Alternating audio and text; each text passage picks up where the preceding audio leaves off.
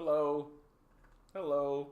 I'm seriously sitting here trying to figure out for the life of me how to get TikTok to actually work. And I'm trying to upload like a background picture so that I can tell people like this is what I stand for, this is what this is about, this is what this is, right? I see that all the time. People do that on live streams and it's straight up just being like the picture you're uploading is 0.1348 too big. And I'm like resizing it and resizing it. And they're like, no, still no good, you know. Still no good, you know. I'm just like annoyed as fuck because I was hoping to do a TikTok live stream today as well. But to no avail, right? Trying to drive traffic, trying to get people. I've almost hit 10,000 subscribers on TikTok, right? I've almost hit 10,000 subscribers on TikTok. And that's when TikTok will start being like, oh, we'll give you money for this. So I'm like, okay. Happy Wednesday. Happy Wednesday. I had a terrible sleep. I had a terrible day today, honestly. Feel like I really wasted the day. I've had an enormous headache all day. The news is shitty. Everything's terrible. I had fun destroying conservative ballots. Fantastic. Fantastic. I mean, the midterm election has turned out to be not very dramatic, honestly. Like, this is sort of the expected result, right? Looks like the GOP is going to get their majority, but that's not surprising. I think everybody was sort of expecting that. But it's not like the red wave, you know? It's not like this enormous, like, we're coming in and slam dunking it, right? To me, the funniest story is that Herschel Walker might actually win the seat. That's where it gets really funny to me. I'm like, who are I really would like to meet the people who think that a vote for Herschel Walker is a good vote. Like, Herschel Walker, and I'm trying to be like as nice as I possibly can when I say this, but Herschel Walker is not mentally capable to hold that position. He just isn't. You can respect him, you can respect what he's done in the society, you can do all of that, that's completely fine. But there is absolutely no universe where you can genuinely tell me that this man should have control of anything. He should not be in a decision-making position, right? And I feel like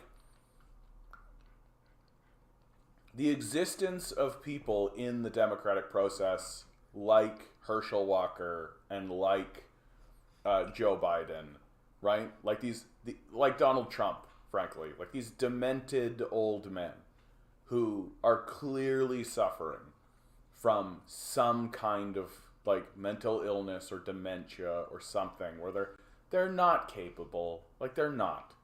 And to pretend like they are is, I think, just an absolute absurdism. Fetterman had a stroke, could barely speak, yet he beat out Dr. Oz. I mean, and throughout American history, there's always been, like, dead people win, right? Like, dead people win. And there is something of an argument who said, like, you're not really voting for the individual. You're voting for the, like, institution they represent, right? That they come with a crew of people, and we know it. Like, we're not voting for Joe Biden. We're voting for Joe Biden and the people he's bringing with him. And if you're, like, a Democrat, that means that the people that Joe Biden's bringing with him are the people who are in the Obama administration. Right? So if you're, fine with U.S. imperialism, and if you're fine with the betrayal of the working class and the bailout of the Wall Street and all that happened under Obama, and you're just like, Obama was such a statesman, then you can sort of fall into that idea, I suppose. But, like, to me, I feel like what we're really facing up with in this society that we're in is how fragile and easily corruptible, and how the inherent contradictions within the structure of the piece are tearing it apart just by the force of its natural proceedings. That it's simply not enough to say, oh, you've got to run an election and win an election, and then when you win the election, right? Because the theory is like, oh, well, you won an election, so you're the most popular one, so that means you have the best ideas, right? But money has so easily corrupted this system that all you need to do is find some kind of delusional lunatic, right, who's willing to do what you say as the billionaire, right? And if that means, rounding up the communists and putting them in concentration camps, and if that means going after enemies and all that, then that's what they're going to do. And you're going to find those people, right? And if that means supporting somebody who clearly has some kind of mental illness or dementia, that's what you're going to do. And then they get into positions of power and they have the ability to write law, right? Like, there are problems with this, I think. There are structural issues with this that should be addressed. And I feel like anytime any country attempts to do anything other than specifically Westminster parliamentary politics, right? Anything other than this, it's now authoritarianism, right? It's authoritarianism, it's the dictatorship, right? That's what it is. Why does communism always result in dictatorships? And it's like, well, they don't. They're just not very specifically Westminster democracies, right? Hey, Anemone, how you doing? Good to see you. Good to see you. Some talk Trump worked against them. Yeah, but some say fucking angels are real, and some say JFK Jr. is coming back. So who the fuck cares what these Republicans are actually saying? Like, they're just like, they're falling into the type of dementia that we're seeing amongst the leadership, right? Like, we're just the entire society is becoming incapable of living in reality in any kind of meaningful way, right? Like, maybe we should have an institution that's actually interested in being like, oh, hey, you just got elected to government. This is what government is. This is how it works. This is what it's for. This is the goal of government, right? That the goal of government is to respond to the demands and the needs of the people, as well as the crises that arise naturally from the world, in order to pursue the betterment of the society, right? But instead we're electing a bunch of people who are like, I get to be the president now. What? I get $1 billion kickback if I betray everybody? Okay. That's literally what we're getting, right? It's literally what we're getting. Yeah. Never expect anything from the voter base. They've been effectively propagandized. I mean, absolutely. I think one of the most effective forms of propaganda is the idea that, like, this is actually a contest, right? Like, the Democrats and the Republicans are allies. They work together on behalf to maintain the power of the oligarchy, right? That's what it's for. And one of the things that I think a lot of people don't get is that it's designed that way. That's like, there's this narrative, I think, that like, this isn't capitalism, this is crony capitalism, right? There's that kind of narrative. Or a narrative that, like, oh no, we have fallen into, right? And I'm here to tell you that no, this is how America is structured. This is how it's designed. That the way the Constitution and the way the system is designed is to respond to the wealthiest people in the society and to, quote unquote, it's written in the document, keep power in the wealth of the nation, right? So what we're seeing is not a corruption of the American system, but a result of the American system. That the American system, and I was talking about this yesterday when I was reading articles about how Americans view China. That Americans view what's being called now the business class, right? The ownership class, right? So before it used to be a monarchy, lords and all that kind of stuff, but landholders, right? People who own property, or business owners, investors, shareholders, right? People who own things and don't really participate otherwise. These people have control of the levers of power by design. And so when they talk about other systems and when they talk about other countries and cultures, they assume that the business owners and the landholders and the asset holders are the natural ruling class, right? That is how they actually think about it. So when they look at places like China or Soviet Russia or communist countries generally, and they see a general suppression or exclusion from the power structure of this ownership class, they call it authoritarianism. They say it's destructive. They say it doesn't work. They say all these kinds of things because they genuinely view the ownership class as the natural ruling class, and it's a failure, obviously. It's a failure, obviously. Now, one of the things I definitely did want to go through, and I've left it a couple of days. So, U.S. Senate really looks like there's going to be like a pretty much a. I don't think the GOP is actually going to get a majority, but neither the Democrats. There are 2 seats that belong to other parties, and so there's going to be this really weird and interesting thing that happens, where the GOP is going to end up with like 48 seats. Or like 49 seats, rather. And the Dems are also going to end up with 49 seats. And then the other 2 seats are going to be these other 2 parties. And so there's going to be this weird dynamic that you're probably never going to hear anything about it, right? Because the media doesn't want to report with this idea that, oh, other parties matter, right? That's not something that the American media system wants to actually do. But it exists, and it's interesting. Right? That, let's say in 2 years' time, Donald Trump takes the White House, and the GOP, the Republicans have the House, but then you turn to the Senate, and here's the GOP with 49 seats, and there's 2 independents essentially that they have to actually talk to and pay attention to. Right? I think that's a fascinating thing that could possibly happen within the structure of this system. Right? If I'm those 2 people, I'm like, oh shit, we've got like all this power. That if either side wants to do anything, they've got to go through us. Right? Meanwhile, governorships have remained pretty much the same. Gained 2 seats, lost 2 seats. Right? So very much like the last Canadian election, it hasn't really ended up being this blowout, this huge sway. Most people have kind of just entrenched and stayed where they are. Right? Like the GOP, the biggest swing is going to be in the House, that gained 6 seats, lost 8 seats, right? Like, so there is obviously like a turnabout that's happening, but it's not this overwhelming swing. The narrative that was coming out of the right was like, there's going to be this overwhelming swing. And it's like, it's not that overwhelming, you know? Like, it's a swing, but for those of us who don't live in America and who understand what the system is and how it operates, it's gonna function the same. It's gonna function the same. Like, it's not gonna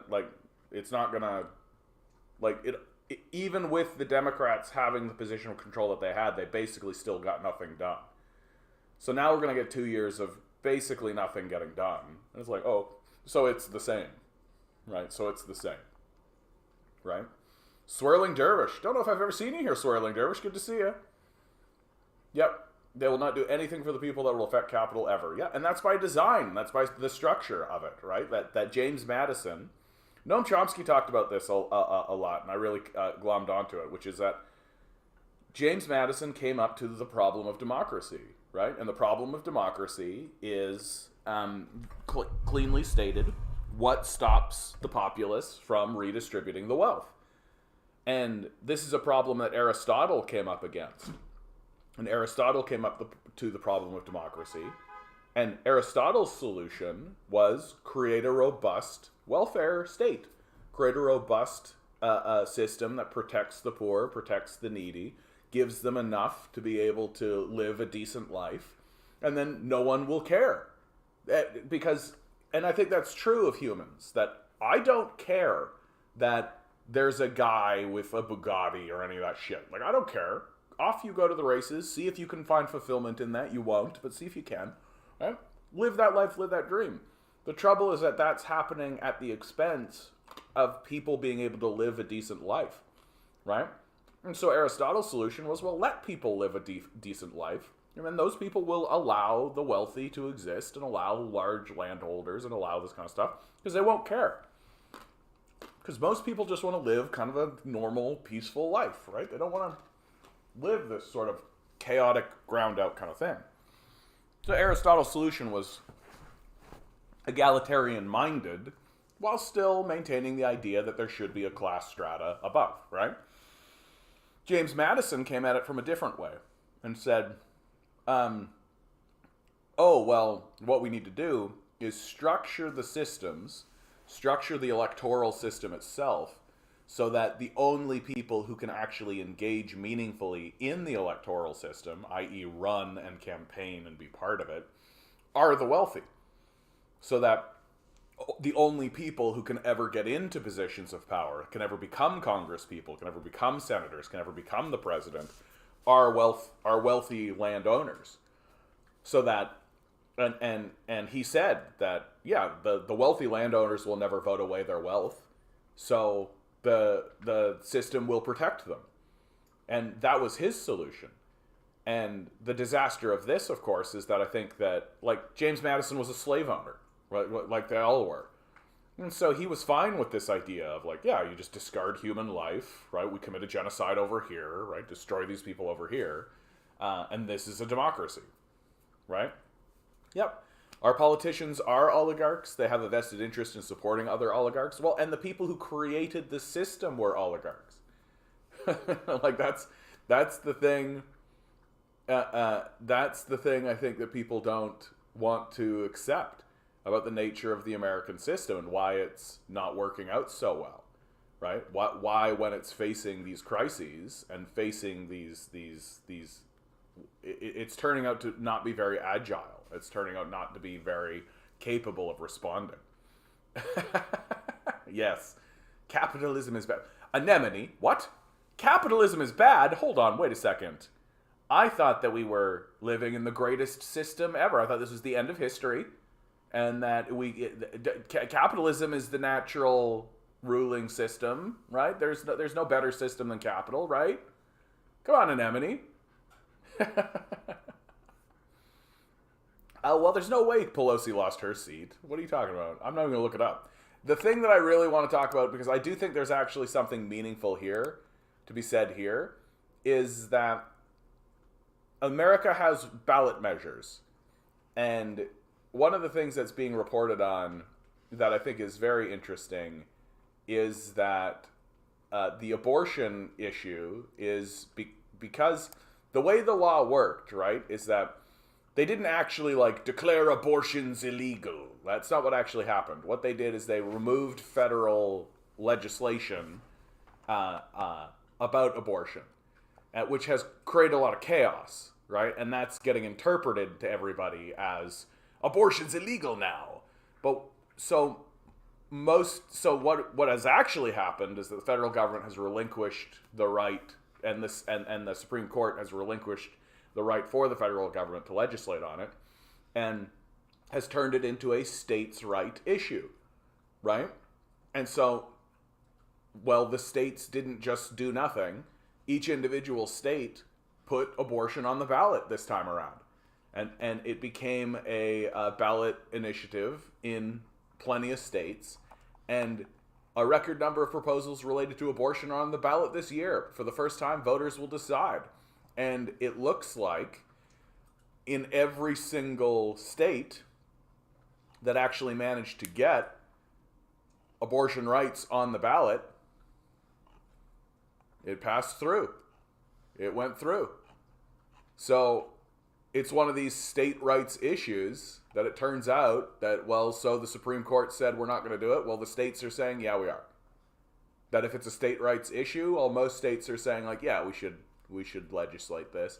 Like, we should make some kind of rule, right? We can't just let women who are struggling with a pregnancy that's going to kill them die, right? Like, that's absurd.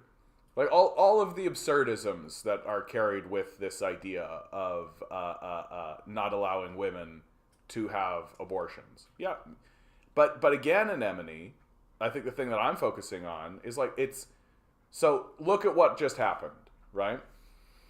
The Supreme Court stood up and said the abortion laws are illegitimate. Roe v. Wade is illegitimate. We're going to overturn it, right? And then turned to the states and said it's the states' right issue. And then literally all of the states went, yeah, Roe v. Wade is what we want, right? Like, Roe v. Wade is what we want. Literally all of them did this. And so what does that do to your systems? What does that do to people's perception of the systems that are around them? Well, it delegitimizes them, right? That the struggle that the American empire and the struggle that the American culture is having is a significant crisis of legitimacy and credibility, right? Like, in this symphony of caca, I wanted to say cacophony, but caca works too. Yeah, I thought you were right on the money with that comment. Like, in this symphony of caca, that's exactly right.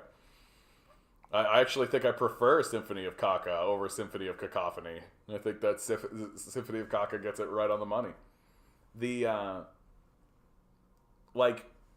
the thing that I'm focusing on more and more these days is the language of, like, so it's not enough to simply say we're unified.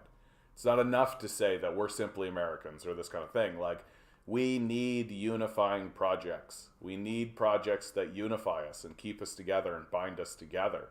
And the federated systems, the Supreme Court, the federal government, the Congress, the Senate, are doing everything they can to dismantle any idea of universal projects, to dismantle any kind of unifying project.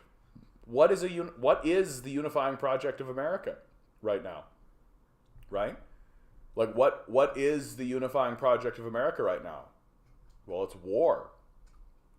War is the American unifying project. That everyone's supposed to get behind the war and the war effort and support the troops and all of this kind of stuff. And everybody is like, even if you're ignoring the war, you got to work so hard to ignore the war that becomes your ethos and your mindset, right? And so there's this, and if that's the only unifying project you have, well, it doesn't work, right? It just simply doesn't work, because war is a destructive force by its very nature. You can't sustain it. There's no such thing as sustaining a endless war. It literally doesn't work, because all of the resources that you need to send into the war effort are resources that you're not using domestically at home.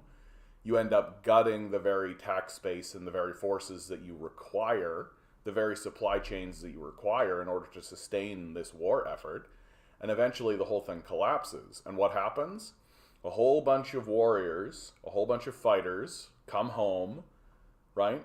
And they don't just, like, go out to the beach and chill out, right? They usually end up in prominent positions. They usually end up taking power somewhere, right? And they do domestically what they were doing internationally, right? Like, we see that time and time again. And so if the unifying project is war, well, the war is going to come home. The war is going to come home.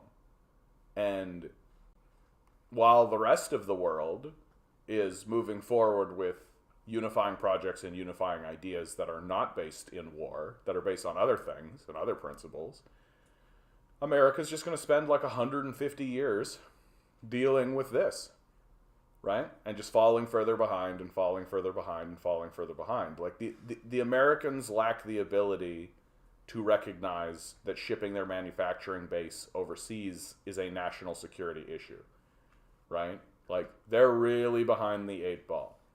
Like, really. Like, imagine you're playing a game of Civilization and you're trying to build your little empire, and you've got your American empire, and you're like, oh, wow, the American empire is so great and big and strong, and I'm on this landmass that's disconnected. Oh, my goodness, everything's so great. And then at one point you think to yourself, I know what I'll do. This will be effective. I'll take my industrial zones, right, that I spent all of this time building and all this time creating and all of this time kind of stuff doing, and I'll ship it overseas. I'll ship it over somewhere else. I'll give it to the Chinese. I'll give it to the Indians. I'll spend a bunch of resources and spend a bunch of time and take 50 years transferring all that over, right? And there'll be this initial boon, right? And there'll be these tiny little cabals that pop up, and there'll be these little fiat dictators that pop up that are beneficiaries of this. But it's going to destroy your civilization. It's going to destroy it.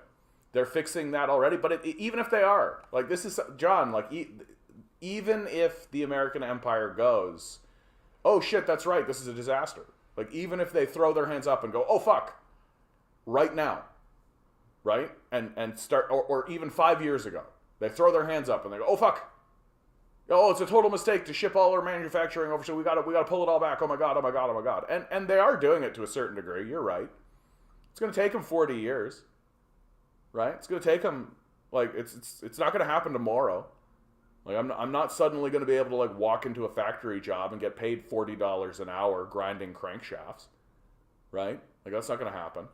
Like, when I was a kid, everyone around me, literally everyone around me, the narrative that they had was, yep, I walked out of high school. A lot of them didn't even graduate, right? A lot of them were like, yep, I had my grade 9 education, and I just said bully to this, and I walked over to the factory, and I said, I'm a hard worker, I got a good head on my shoulders, and I'd sure like to help out. And they said, okay, well, stand in front of this machine here and grind this, or do this, or twist this, or do that, right? And do that 8 hours a day, you know, for this long, and steadily we'll move you up the chain, right? And, oh, what's your starting pay? I don't know, $100 an hour. How about that? Not $100 an hour is ridiculous, but, like, the equivalent of, like, $30 an hour. It's just like, I'm sure that what you're about to say here, John, is going to make a lot of sense, and I'm going to be right on board with you. I think you and I are going to look at each other and just nod. Yep. I think it's going to be completely rational what you say next. Our police look like military men. Full setup. Scary. Yep. Well, and the police are getting trained by the Israeli Defense Forces, right? They're getting military training. If you want to ask me what the scariest thing swirling is the idea, like, people think that Jeff Bezos and like SpaceX or whatever, all this kind of stuff, are like, oh, these are independent, private. Like, no, they're not. They're military contractors, right? Like, SpaceX is a military contractor. The Amazon blimp.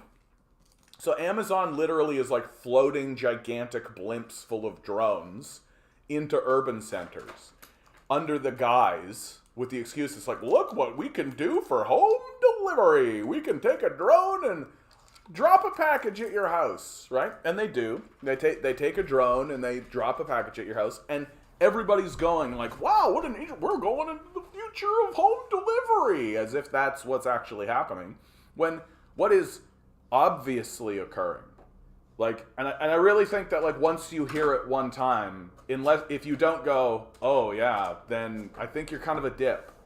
That what is obviously happening is that they're using this Amazon home delivery system and this Amazon blimp full of drones in order to just erect a suppressive war machine, right? Like, all they got to do is equip these drones with, like, C4 packets, right? Just float them over people's houses, drop the packet, right?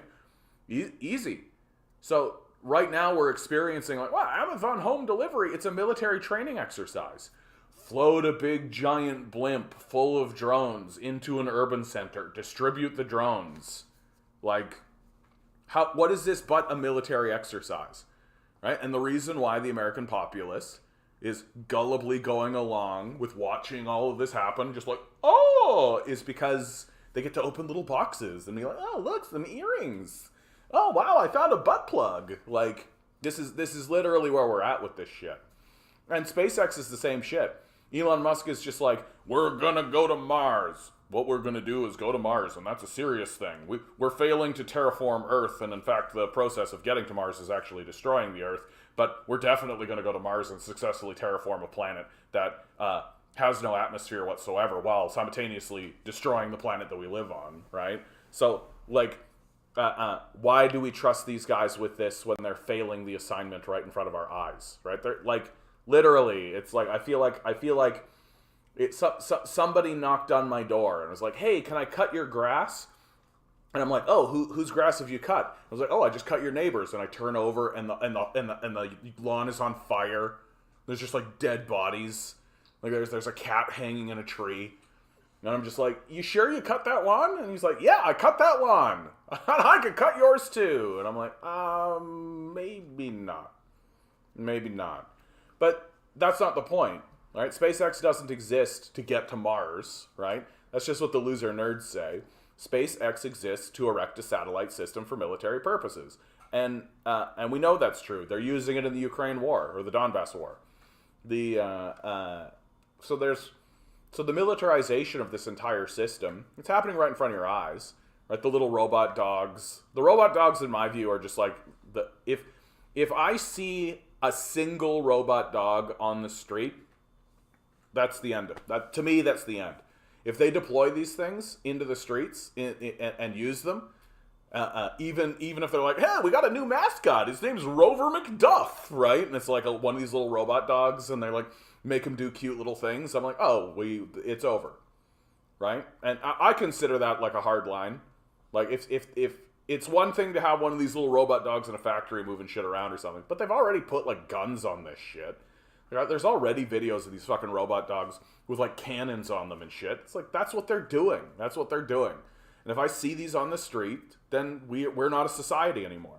Like we're literally just dominated by psychos who join the police force in order to suppress the society.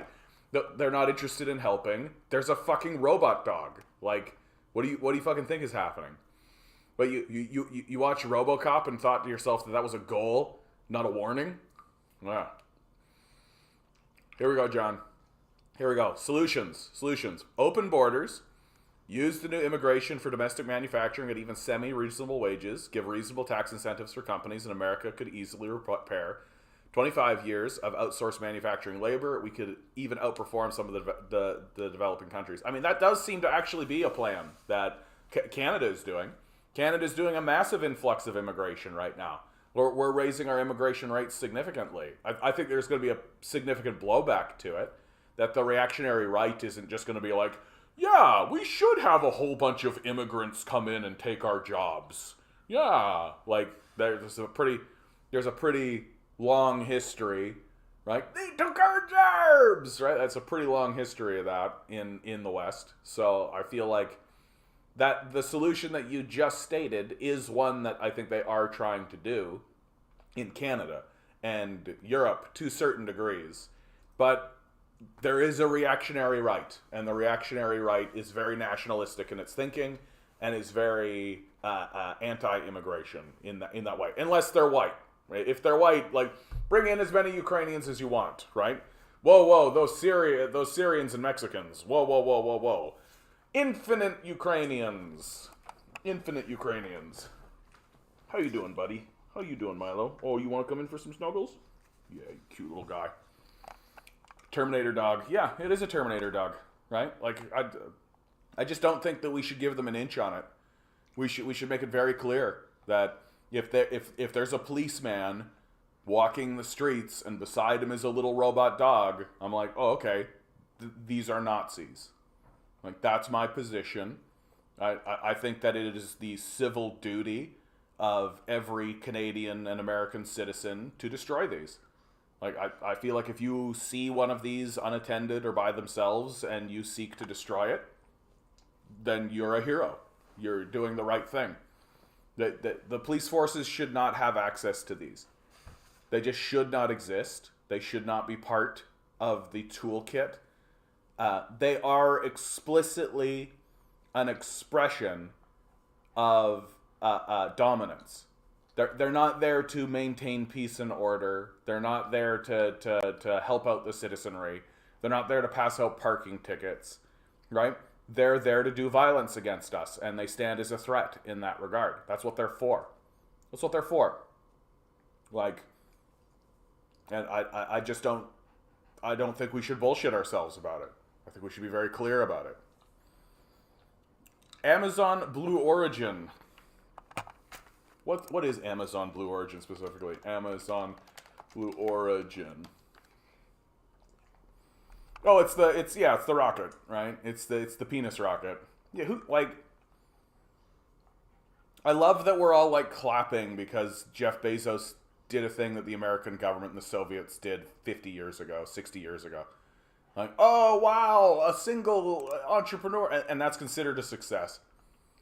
That's my favorite part. It's considered a total success.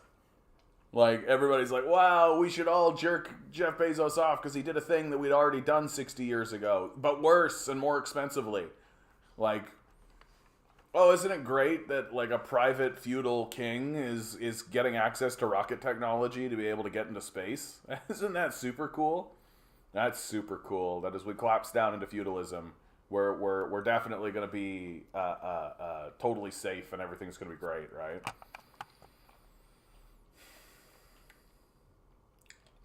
I love this picture, man. Florida is so goddamn fucked, eh? Like, Florida's goddamn fucked. Yeah. It's the weapon thing. It's just a face for weapons. Yeah. I mean, like, yeah. That's what it's all about. And you have, like, the Chinese have been saying for a while now and have been planning for a while now to build, like, moon bases, right? Because, like, this is what's so embarrassing about SpaceX and all this. Is that they're being like, we're going to go to Mars. And I'm like, no, you're not. Like, the moon is right there and you don't even bother with it. Like, you're not fucking doing shit. Like, it's all a cover, right? It's all just this, like, manufactured bullshit cover. It's a grift. And meanwhile, the Chinese are literally like, oh, well, if we wanted to actually get to Mars, the way to do that would actually be to build a moon base and then create that as a operating system to operate from, so that we don't need to constantly be going down to Earth and then back and then back and then back and then back, right? And that we could actually, like, be on the moon. And so the Americans are obviously building a system to destroy that. Like, that's how the Americans are, right? They're not going to let the Chinese, like, colonize the moon. That's not what they're going to do. They're not going to let the Chinese build a moon base. I love this idea, too, that we're just, like, going to put stuff on the moon. It's only a matter of time until some psycho is like, we should harvest the resources of the moon. We should call it, we should extract all of this. It's like, we rely on this thing for the tides, right? Like, we rely on the moon to actually, it, like, manages the tidal system of our planet, of our fragile ecosystem, and you want to mine it. Yeah, bro. Like, I feel like everybody needs to watch Star Trek VI, The Undiscovered Country. Yeah. I just did it. Star Trek VI, The Undiscovered Country. Because the catalyzing event of it is that the Klingon homeworld has a moon, Kronos, that is one of their major mining systems and one of their major mining networks, right? They're essentially mining out the moon of Kronos, but they mine it so thoroughly that it hollows out and then collapses, right? And this creates an economic crisis for the Klingon Empire, and so they negotiate peace with the Federation over this, right? Christopher Plummer plays absolutely a brilliant role in it. And Christopher Plummer, if you don't know, he plays the captain in The Sound of Music, right? Does a wonderful job. And but it stands as like a warning, like, if you do this shit, there's consequences. Like, but we don't seem to care. Those are externalities. We don't seem to care about any of those. It doesn't matter. The moon has a decaying orbit with Earth. Fantastic. Let's go, Brandon. But that's going to be in, like, millions of years, dude. Like, that's going to be forever from now. Right? That's going to be forever from now. We don't need to worry about that. Right? Like, not that there's anything we could do about it, even if we wanted to. Right? Even if we did get together as a people and be like, we got to do something about this decaying orbit with Earth thing. Like, what? What are we going to do? We're literally walking around being like, yeah, we moved an asteroid a couple of meters. We did it. Yeah, we shot something at an asteroid and changed its trajectory. We did it. Yeah. What does it mean if the orbit decays, the moon will float off? Yeah. I hope it careens into the Earth. That's what I'm hoping for. Right? I'm really Yeah, exactly. Looking dizzy. The sun will swallow us in 5 billion years if we're still around. So we got to do something about that. That's crisis mode 9000 right there, right? We got to get on it. Forget about the actual issues that are right in front of our faces that are completely solvable. It'll actually fly out into interstellar space. Farewell, moon. That would fuck us up, man. Like we talk about a major climate shift of what would happen on Earth. The tide, like so many things are related to the tidal system, right? Like it'd be an enormous shift of what would happen here on Earth, and an enormous shift for the species of Earth, dude. Like the human body is regulated to a certain degree by the moon. Like the moon can move oceans. Like obviously it's fucking with you. Like obviously. This is how I have a friend who's really into astrology, right? All the signs and all that kind of stuff, right? But she's like actually into it. She's not like walking up to people and being like, "What's your sign?" "Oh, you're a Pisces. That means we blah blah blah blah blah." Like she's actually into it, and so she actually knows stuff about it. And of course, when I got to talking to her about it, I did the thing that everybody does with this, which is like, "Oh, astrology." And she just calmly looked at me and she said, "Hey, you know how the moon moves the entire water system of the Earth?" And I was like, correct. And she went, how much of your body is made of water? Exactly. I was like, 70 to 80%, depending on who you ask. She's like, okay, great. So the moon moving is moving an entire ocean and you think it's not doing anything to you. And I was just like, yeah, there's something there. There's something there. That's a fair thing to say. And if somebody wants to take time and effort to actually think about, like, well, what does that mean? What does that mean for humanity? And what does that mean for a human living in the world and living with this system that's right in front of you that you see in the sky? Like, what does it mean? And what could it affect? And how does it affect things? Right? And if somebody wants to spend a little bit of time contemplating that, fantastic. It's these assholes who are walking. But this happens with my chakra shit, right? I got the chakra poster behind me. I talk about the chakra system, right? How many times do people talk about chakras and they're just like, yeah, man, just buy some crystals? Like, shut up. Shut up with your stupid fucking crystals. Get the fuck out of here with your goddamn ridiculous crystals, you fucking fraudulent salesman, right? Because that's all they're doing. That's all they're doing. It's just the capitalist ethos intersecting with ancient spirituality and ancient systems in order to sell you shit. Like, that's all it is. It's just fucking annoying. 1 billion after that, the Milky Way and Andromeda collide. Dude, we got problems. We gotta fix these problems. We've got 1 billion years to go. Okay.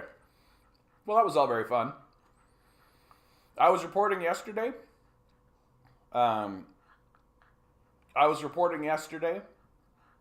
that Koopy was offered a really shitty deal, but Koopy says it will not accept a 2-tiered wage increase. The reported offer of 3.5 is not what they received.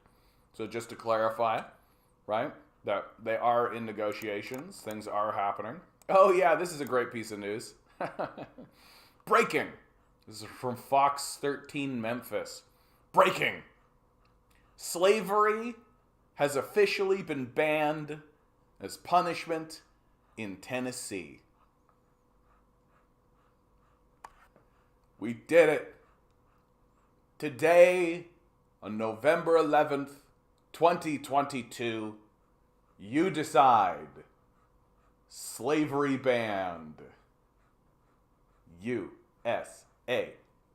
USA. USA. And you know what?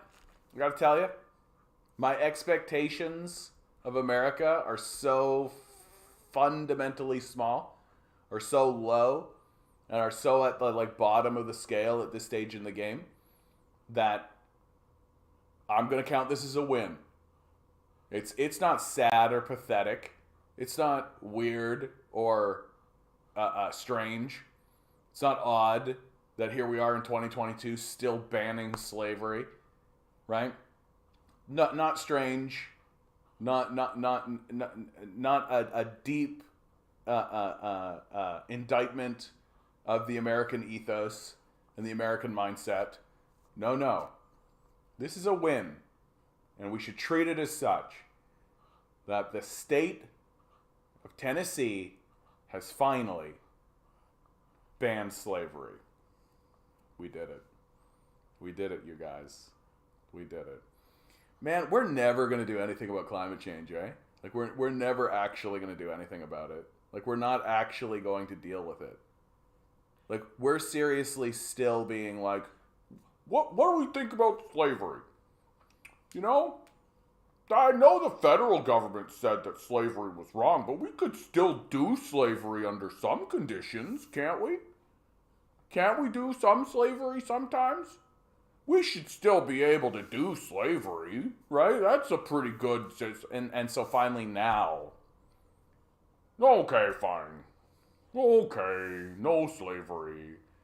Like climate change isn't even on the table. Nobody is going around being like, yeah, maybe we should actually think about like the pollution that we're putting into the atmosphere, right? Like, are you kidding me? I even said that sentence.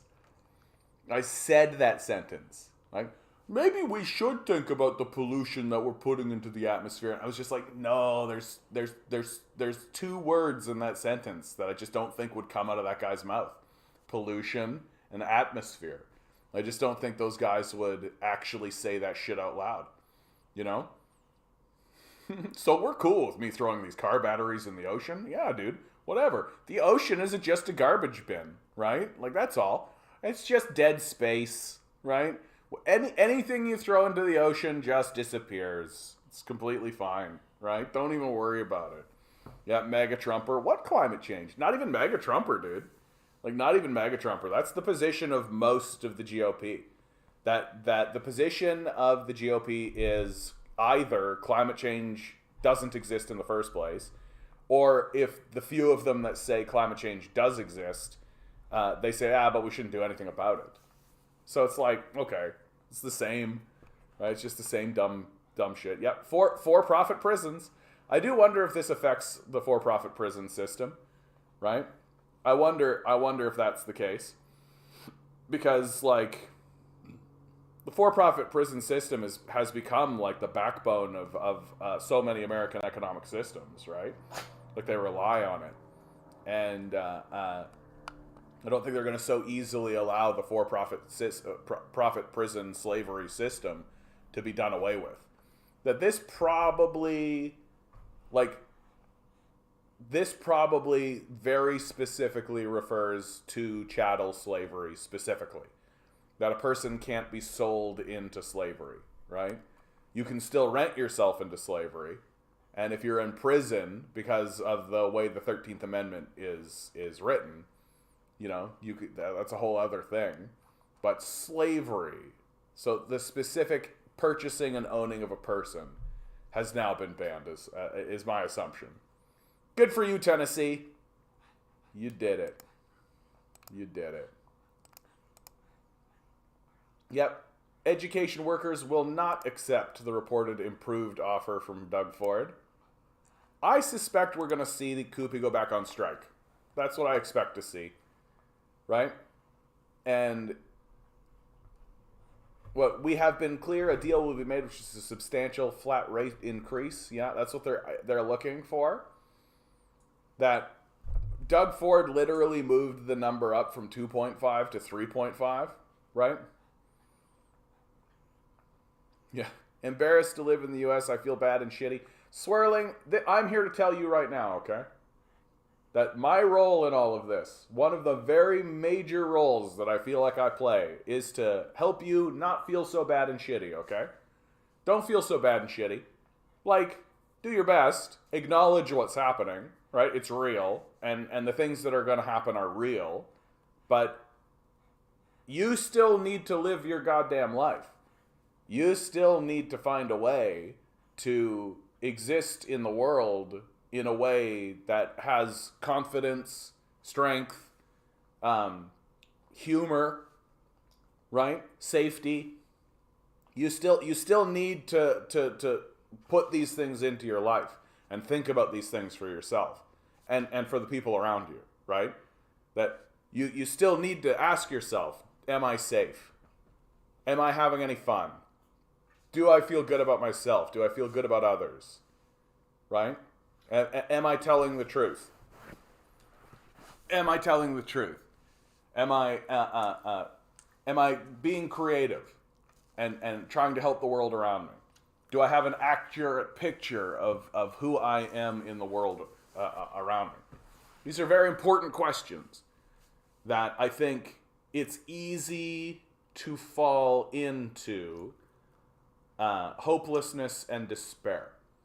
It's easy to go down that spiral of hopelessness and despair. And to look out into the world and see the chaos and see the absurdity of what is in the world, because that's definitely happening. Like, that's definitely happening. No sense denying it, right? We're not going to fall into like a Petersonian style delusion, right? That what's happening in the world is absurd and the stakes could not be higher. But to not allow those forces and those outside forces to crush down on you so heavily that it renders you incapable of withstanding the world itself and existing within the world itself. And that's the whole point of having this chakra poster behind me, is that I use this as a visualization tool and as a way to express a method for us to banish hopelessness, to remain in a place of constant, becoming fonts of hope, becoming secure in the idea that there is hope, and a hope that isn't based in a false positivity, a hope that isn't based in a false narrative, like an Oprah style, like The Secret, you can do it, just pull yourself up by your bootstraps kind of stuff, but rather one that's based on solidarity, one that's based on the ideas of accepting the reality around you and moving forward anyway. And how do you actually achieve that? What is the process of being able to stand on your own 2 feet and even go out into the world, right? Because the alternative is to collapse and just commit suicide, really. Like and many people are taking that way out. Many people are taking that way out. And it is a way out, right? But if you don't care for that, if that's not for you, right? The process of banishing it and the process of getting rid of this feeling of badness or shittiness, right, is to ask yourself a series of questions and go through your emotional self, accept that you have emotions, and go through yourself and ask yourself in this order: are you safe? Are you having any fun? Do you believe in yourself? Do you believe in the people around you? Are you telling the truth? Are you trying to improve the world around you?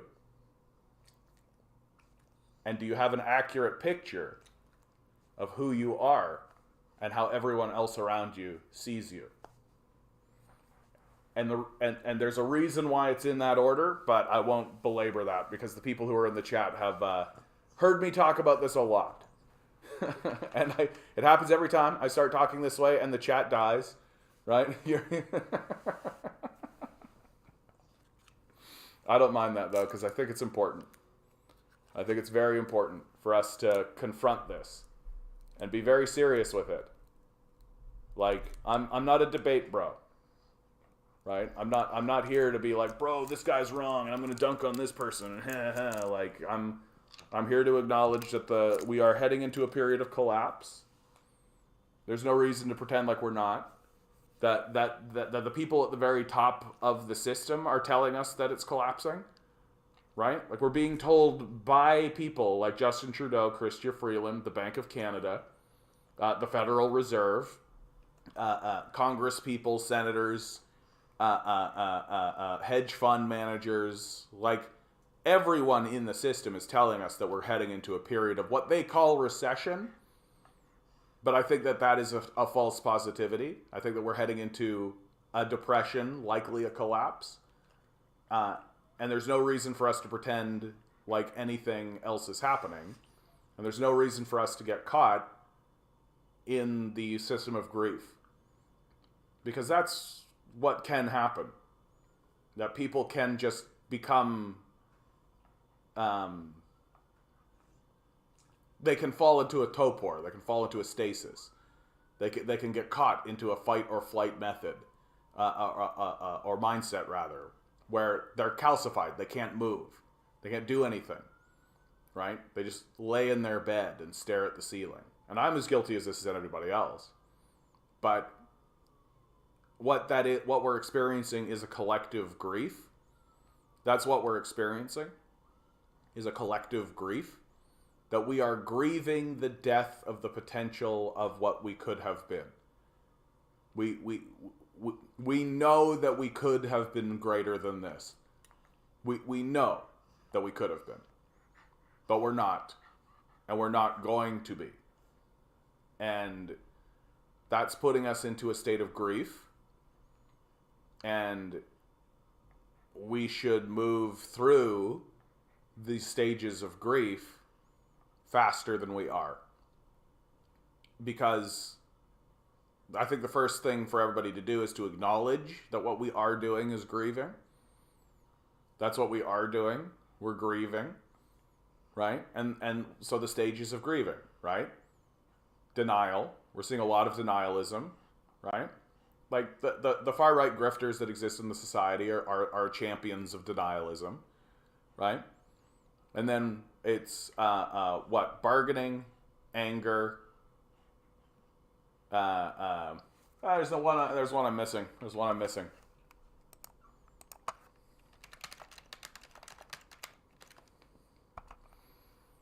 Depression. There you go. Of course, how could I forget depression? Our good friend depression. So denial, right? We're seeing lots of denialism, right? The climate change denialists, right, are really case in point for this. There are professional denialists. Peterson, Shapiro, Crowder, Walsh. These guys are all professional denialists. Right? Their job is to gaslight the public and to pretend as though it's not happening. Anger, you see that on the far right as well, right? But also on the far left, right? Anger. There's a good amount of anger that's happening in the society. People like the PPC here in Canada are aware that something's gone wrong, so they're no longer in denial. Maybe they don't know how to fix it. Maybe their solutions are bad, but they're angry, right? And then we're going to get into bargaining, right? You can see that amongst the liberals. Because there are liberals that are like, oh, well, climate change is real, like, and I was angry about it, but now we've got people in power. Justin Trudeau's in power, and what are they doing? They're trying to negotiate with the sun, right? They're trying to bargain, and many of us have realized and recognized that's the case, and that plunges us into a big, gigantic depression. And what does that bring with it? Mass suicides, drug use, right? You see that it's prevalent all throughout the society. And then finally, acceptance. That we are not going to pull up from this. And it's through that acceptance, that what we fear will come. And it's through that acceptance that we can find the kernel of hope. We can find the kernel of hope, the genuine kernel of hope. Not the false positivity, but the genuine kernel of hope. And to me, the kernel of hope for human civilization is the understanding that the collapse that we are about to experience is righteous. That the American empire collapsing is going to be a net positive for the world. That this empire must collapse. It needs to collapse. It should collapse. And while it's understandable why someone would go through the process of grieving what it might have been, I think it's better for us to get to a point where we understand it was never that. America was never this holy, righteous, sacred, beautiful place that cared about workers and cared about and the American dream and all that. It was never that. That all of the gains that happened in America heading towards that idea were hard fought through blood, sweat, and tears by unionists, socialists, and communists, and has already been overturned and has already been betrayed. And the society that's emerging and the events that are going to unfold because of that are unavoidable at this point. And that we need to accept that a society that has betrayed itself so thoroughly and so unimaginably, like the scale of the betrayal of Western society to itself is not understood. Like there are tiny disparate voices such as myself that exist in the world who are starting to catch glimmers.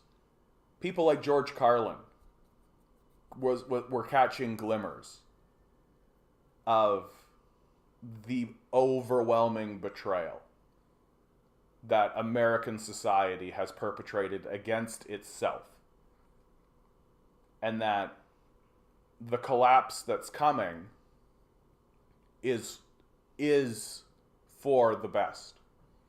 It is for the best. Yes, it's going to spread misery through the society. Yes, it's going to spread misery throughout the planet.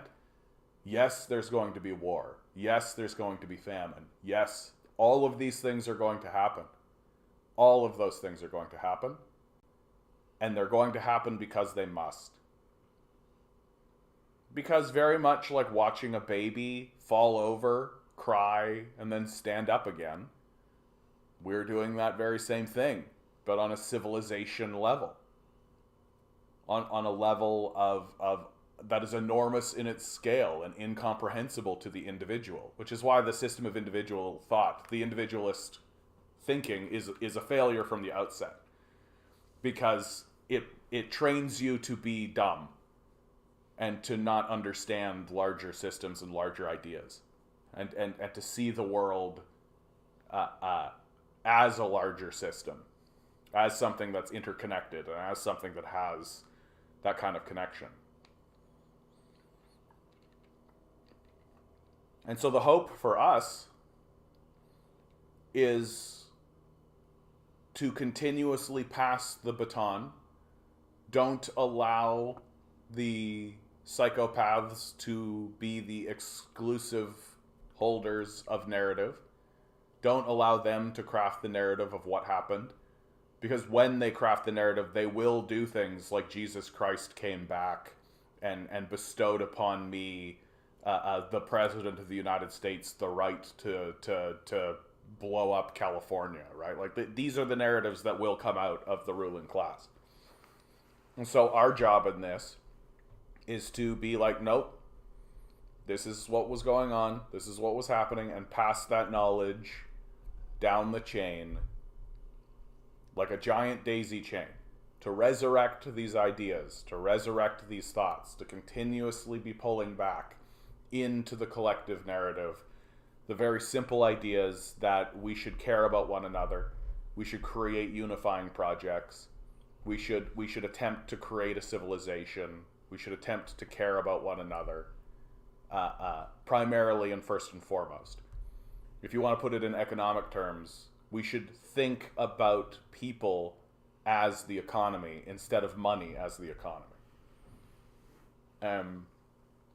Our job is not to overthrow the empire. The empire is going to collapse on its own. Our job is to continuously pass down, generation by generation, through oral tradition if we have to, very, very simple, not difficult to understand ideas that the world and this plane of reality is better if everybody cares about one another. That's the beating heart of it. That's the beating heart of it. And so I implore you, I implore each and every one of you, if you're feeling angry, if you're feeling depressed, if you're feeling like you want to go jump off a fucking bridge, well, check in with yourself. Ask yourself, are you safe? Not, are you worried you may become unsafe? Are you actually safe? And I almost guarantee that every single one of you out there is going to say yes to that. That maybe you're working a job that you don't like. Maybe you're doing something out in the world that you don't like. Maybe you don't like what you see out in the world and all that kind of stuff. But that's not the point. Are you safe? Are you being chased by a panther? Is there a gang kicking in your door? Not is there a gang that could kick in your door? Is there a gang who's actually kicking in your door?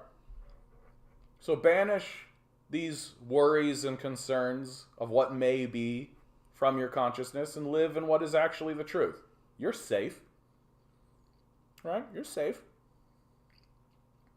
And then really ask yourself this question. Because I see this a lot in the world. I see this a lot in the world. Are you having any fun? And take that a lot more seriously than I think people do. And don't feel bad about it. Don't feel ashamed. Don't denigrate it. Don't do a little blush. Are you enjoying yourself?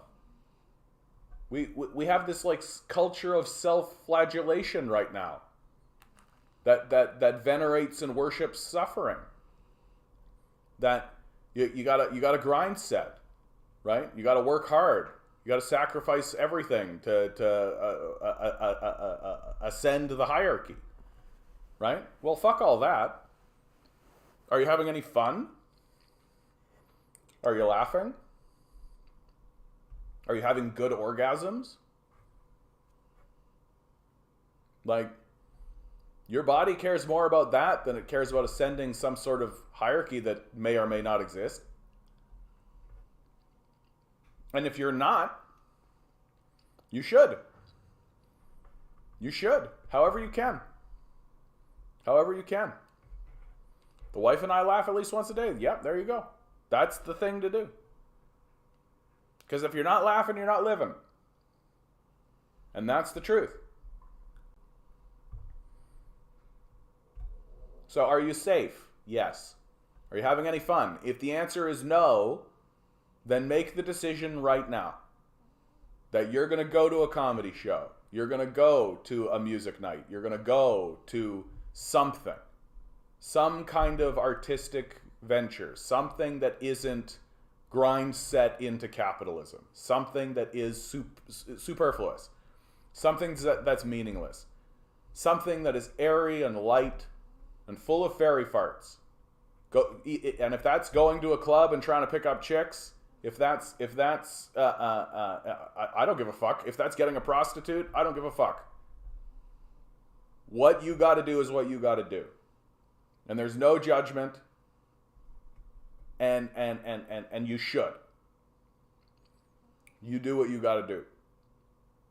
Because it's only after you can answer yes, I'm having fun.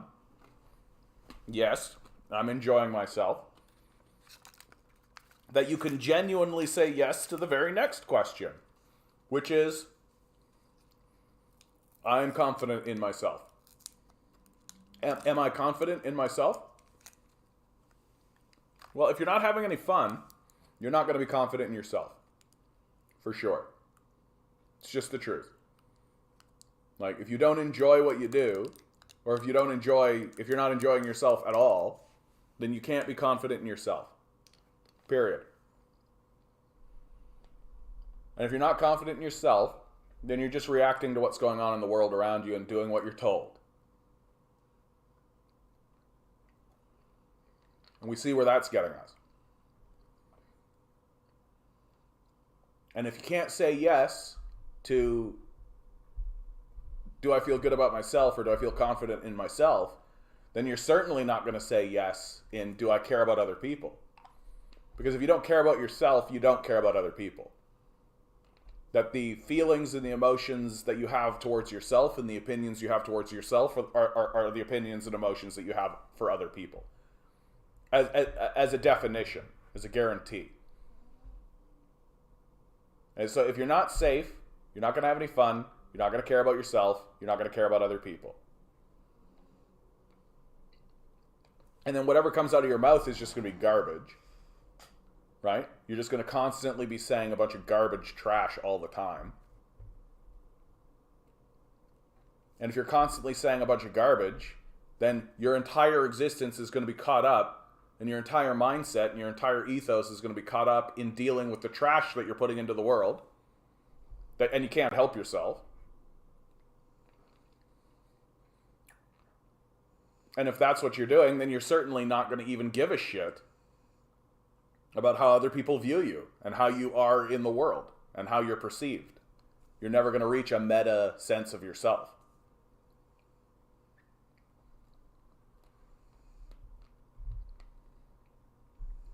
And I got caught up in this kind of thing because I think it's crucially important for us. I think it's crucially important for us. We live in such a secularized world that we have sort of thrown out the baby with the bathwater and opened the door up to frauds and charlatans to come in and tell you the way to live your life and find meaning is to be a better cog in the machine, is to just accept your place within the hierarchy that's actively attempting to destroy you. And if you're living in a hierarchy that's actually attempting to destroy you, that's actively betraying itself, then the solution cannot be individualism. The solution cannot be just grind, set, focus in. The solution has to be to attune yourself to the reality of what is true in the world and then seek to change it. It's the only way forward. It's the only way forward. So are you safe? Are you having any fun? Do you like yourself? Do you like other people? Do you tell the truth? Are you trying to create anything in the world to improve it? And do you give a shit about how you're seen and how anybody looks at you? Do you have a meta sense of yourself? These are the questions that I think we need to answer if we're going to move forward, if we're going to break out of the grief cycle, and if we're going to send the truth down the line, which is the goal.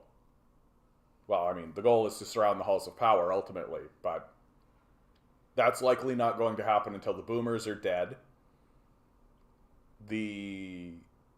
Not even Gen Z, but the generation behind them, when they get into about 14, 15, we're gonna,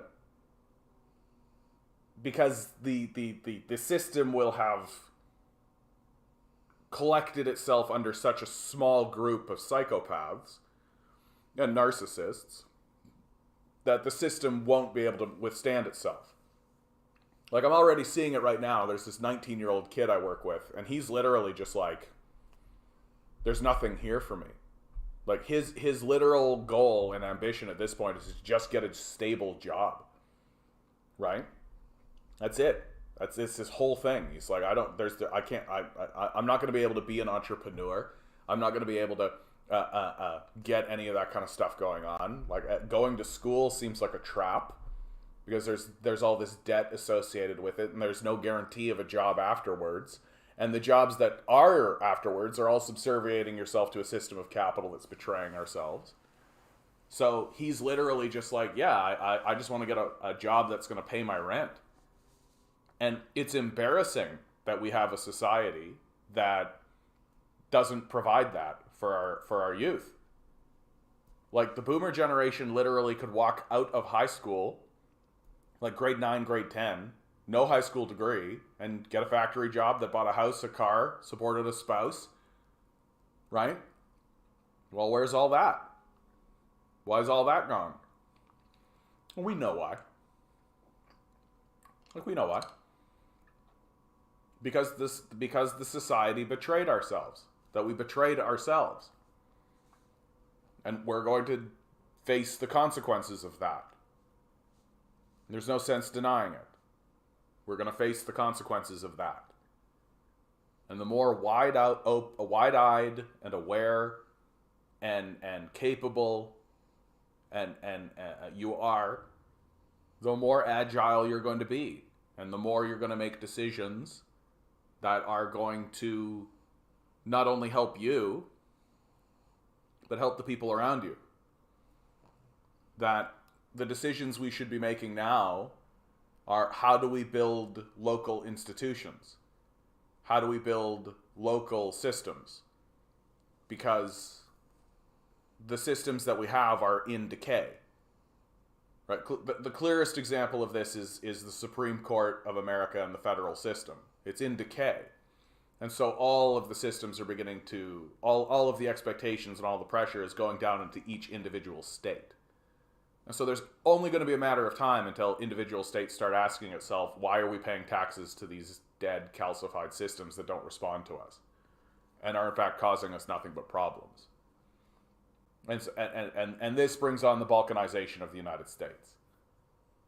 Because no state, no people are going to accept a tax rate of 30, 40%, 20, even 20% from a system that's hurting it and causing its problem for very long. And that's what's going to bring about the balkanization of the United States faster than anything else.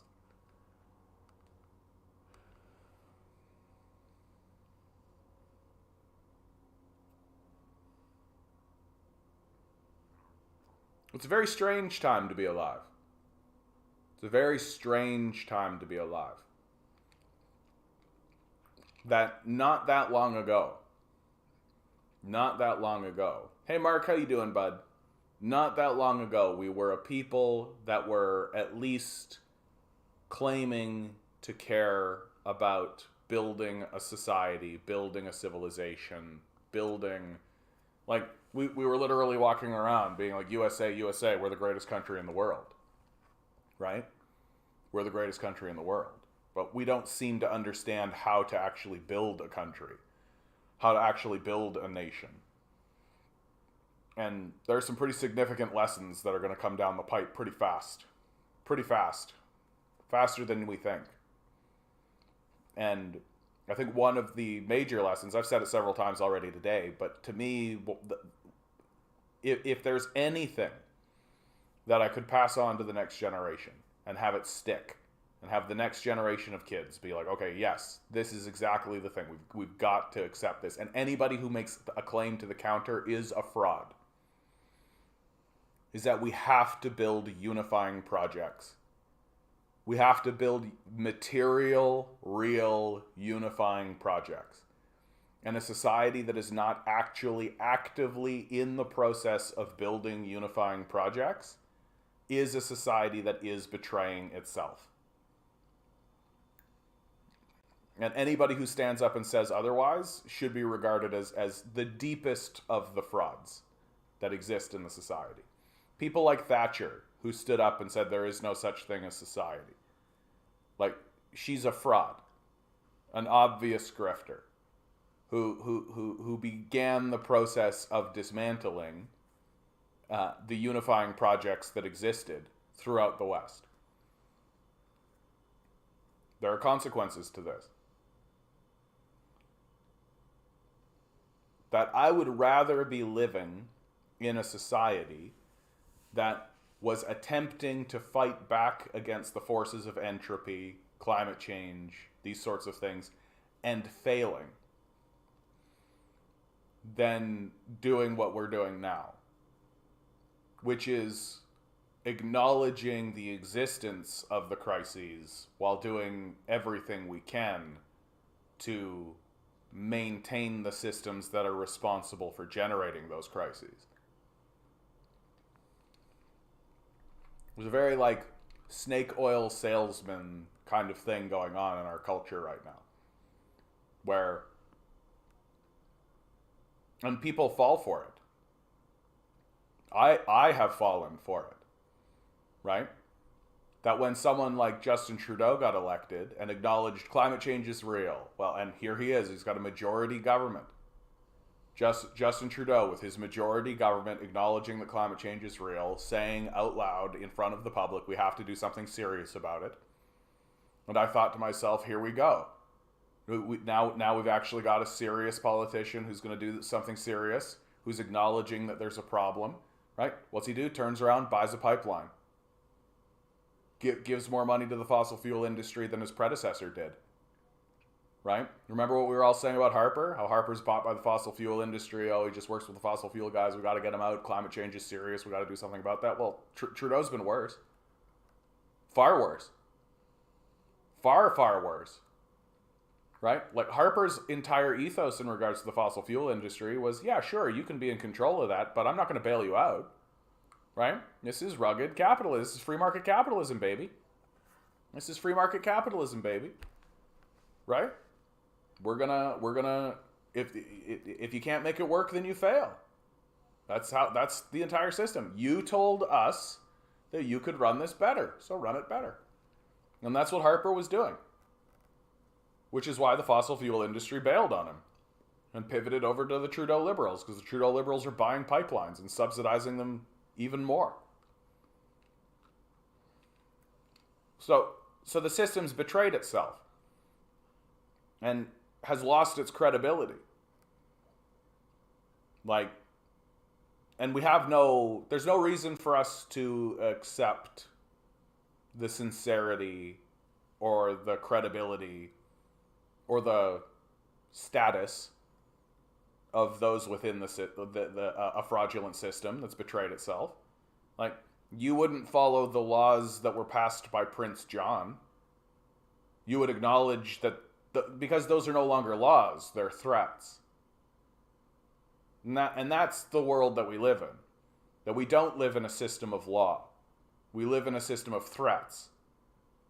That when Darth Vader stands up and says, this is how things are, he's not saying that with the expectation that you as a loyal citizen of the Empire are going to say, oh, we're all collectively agreeing that this is how we're going to operate in the world.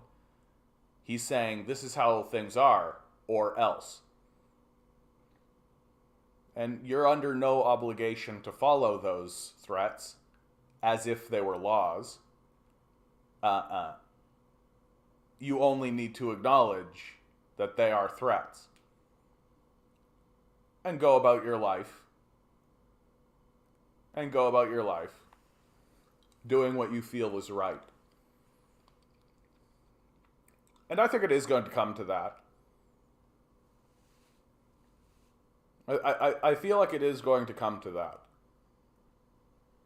And there are already people who think that way and who have been operating that way and who have been caught by the state and who are doing time for operating under the ethos that I'm talking about now. That you don't actually live in a society that has laws. Certainly no laws that you need to take seriously. The system has betrayed us, and it's betrayed itself. And it's not going to have a come to Jesus moment. It's not going to stand up and go, oh, dearie me, we've been doing the wrong thing.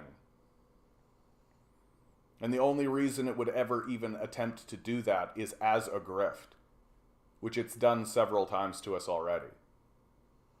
Is to say, oh, dearie me, you're completely right. I absolutely will operate differently. Please stop surrounding my house. And then we all go, oh, good, he acknowledged it. So we'll all stop surrounding the house. And then he'll just continue operating the way that they've always operated.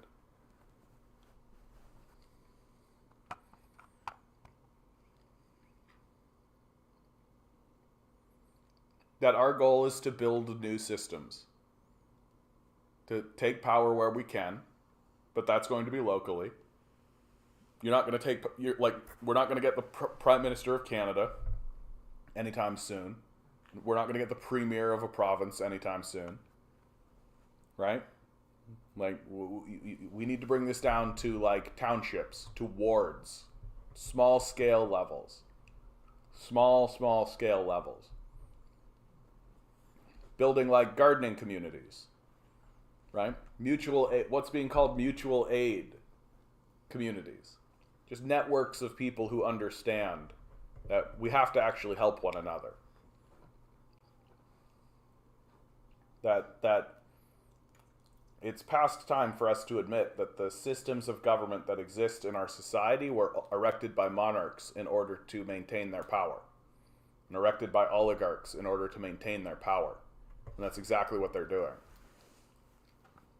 And if we want to actually build a real future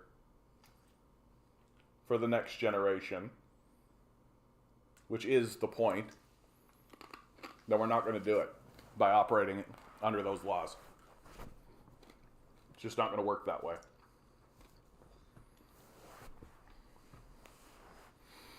Oh,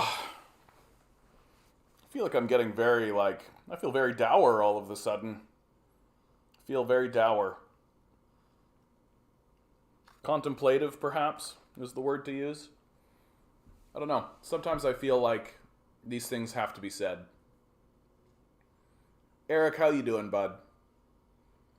Yep, Vader says, "Pray that I do not renegotiate our deal any further." Yeah, that's a Doug Fordism right there. Speaking of Doug Ford, right? Like, this guy, I love it. Ford says Ontario education worker strike was much more dangerous than suspending certain charter rights. Like, what a baby brain, eh? Premier Doug Ford says he believes the 2-day strike held by education workers amid tense contract negotiations was much more dangerous than overriding the charter rights of those workers to keep them off the picket line. Like, this is like when Trudeau said that he was more afraid of the far left than the far right. Like, not Nazism is fine. Socialism is much more dangerous than fascism. Hey Grinning, how you doing? I've had this thought lately of building a voting bloc the size of the last election's win margin. You could scare a lot of town council members with the promise of 300 votes against them.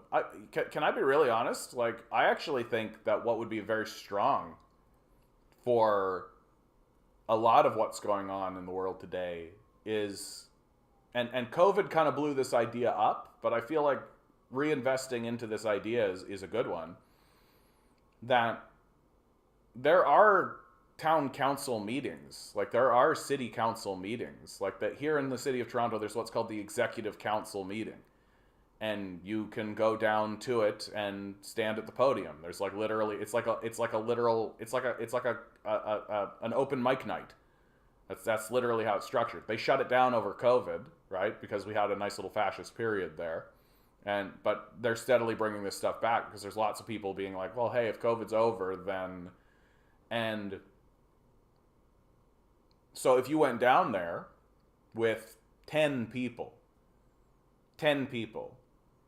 and stood in front of the podium and aired these grievances in front of the podium and just kept doing it, and then just started showing up at these people's houses, like, they can't ignore you, right? They can't ignore you. So much of, I think, what is going on is people are so exhausted and overwhelmed and tired that the idea of even taking a morning or an afternoon and going and doing that is pretty overwhelming. And I can respect that. I respect that a lot. Like, it takes a lot of energy to exist in the world and to just maintain sanity in the way that this whole thing is structured. And so much of your consciousness and your awareness is taken up by the overwhelming, frantic absurdity of living in this world.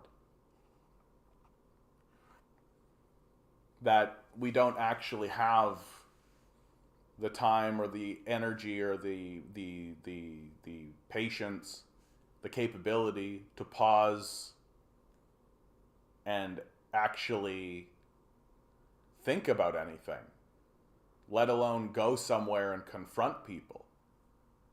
Like, one of the things that I'm kind of turning the corner on about this Coopy strike, like when they went on strike, Doug Ford did a fascism, they all stopped striking if Ford overturned the fascist legislation.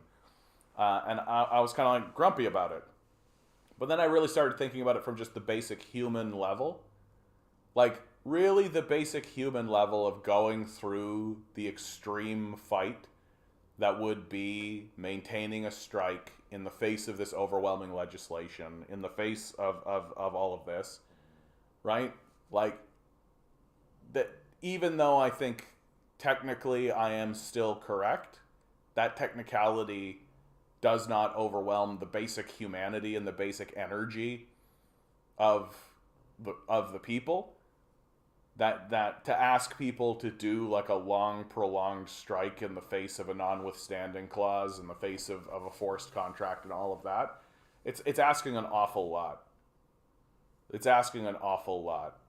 And it can't be expected that anyone's actually going to do that, especially when there isn't actually a general strike been called, especially when you don't actually have all of that energy behind you, right? I still think they should do a general strike. I still think they should call it. Like, we should be calling a general strike just by the course of just on principle. Just on principle. There's this thing that the ancient Greeks and the Romans used to do that I wish that we would bring back. That the workers, so the working class, would gather en masse and leave the city. And they would just leave the city to the wealthy and basically say to the wealthy, okay, you deal with it. You want this system to work? You want this machine to work? Well, off you go. Right? And they literally would just leave the city en masse. I feel like that we should do that. And in a funny kind of way, that is actually what is happening.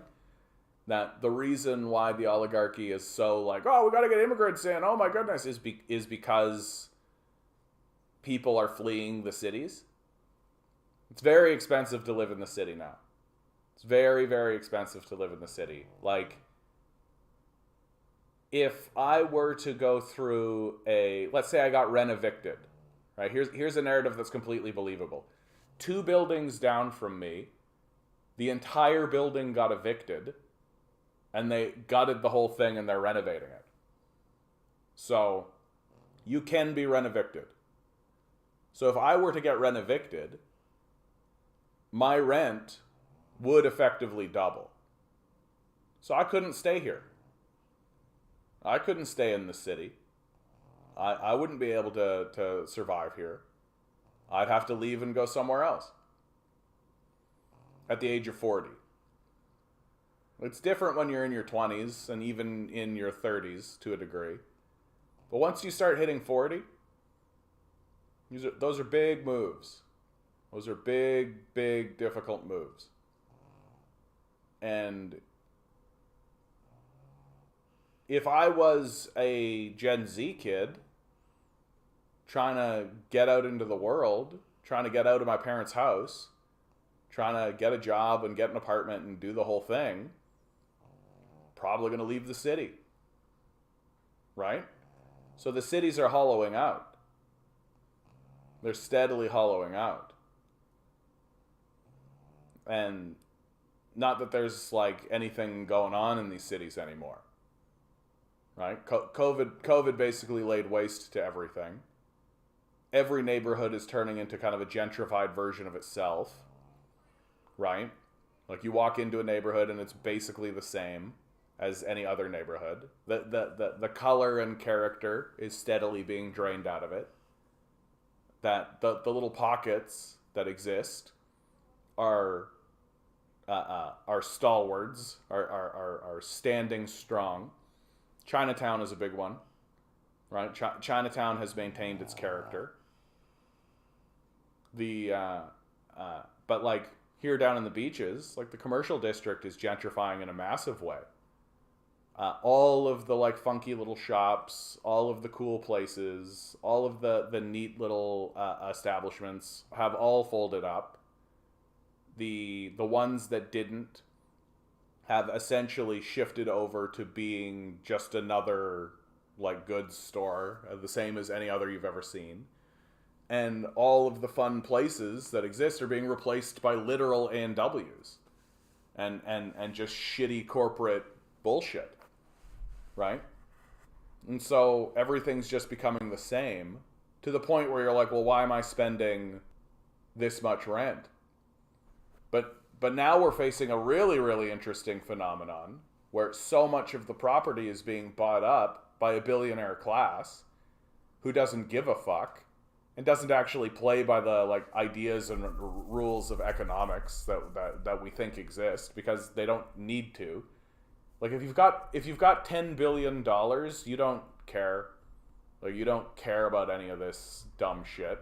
Like you don't care if you lose $1 million a year. Who cares? It means nothing, right? And so what are they doing? They're buying up rural property as well, and they're putting the rural property at the same price as the city property. And so even if you want to escape the city and go out to the rural country, you pay the same rent. And they don't care if it sits empty, because it doesn't matter to them. Because the property doesn't exist to be a money-making rental property. The property exists for them to keep their wealth in it. That to them it's not even a commodity. That it's literally just a form of currency. That they have their Canadian money, they've got their American dollars, their American money, they've got treasury bonds, right? They've got euros, and they've got houses. It's just another form of currency to them. And so that's hollowing everything out. Where do you think the homeless people are coming from? Where do you think the homeless people are coming from? And you can see right in front of you, right? I've got an exit poll. 73% of voters are angry or dissatisfied about the way things are going in the United States. It's this kind of thing. It's this kind of thing that shows me that we should just stop listening to Americans when they start talking about what's going on in the rest of the world. That Americans are the type of people that will tell communists and socialists to clean up their own house first, while looking at these kinds of exit polls and shrugging at them and then critiquing China. Like,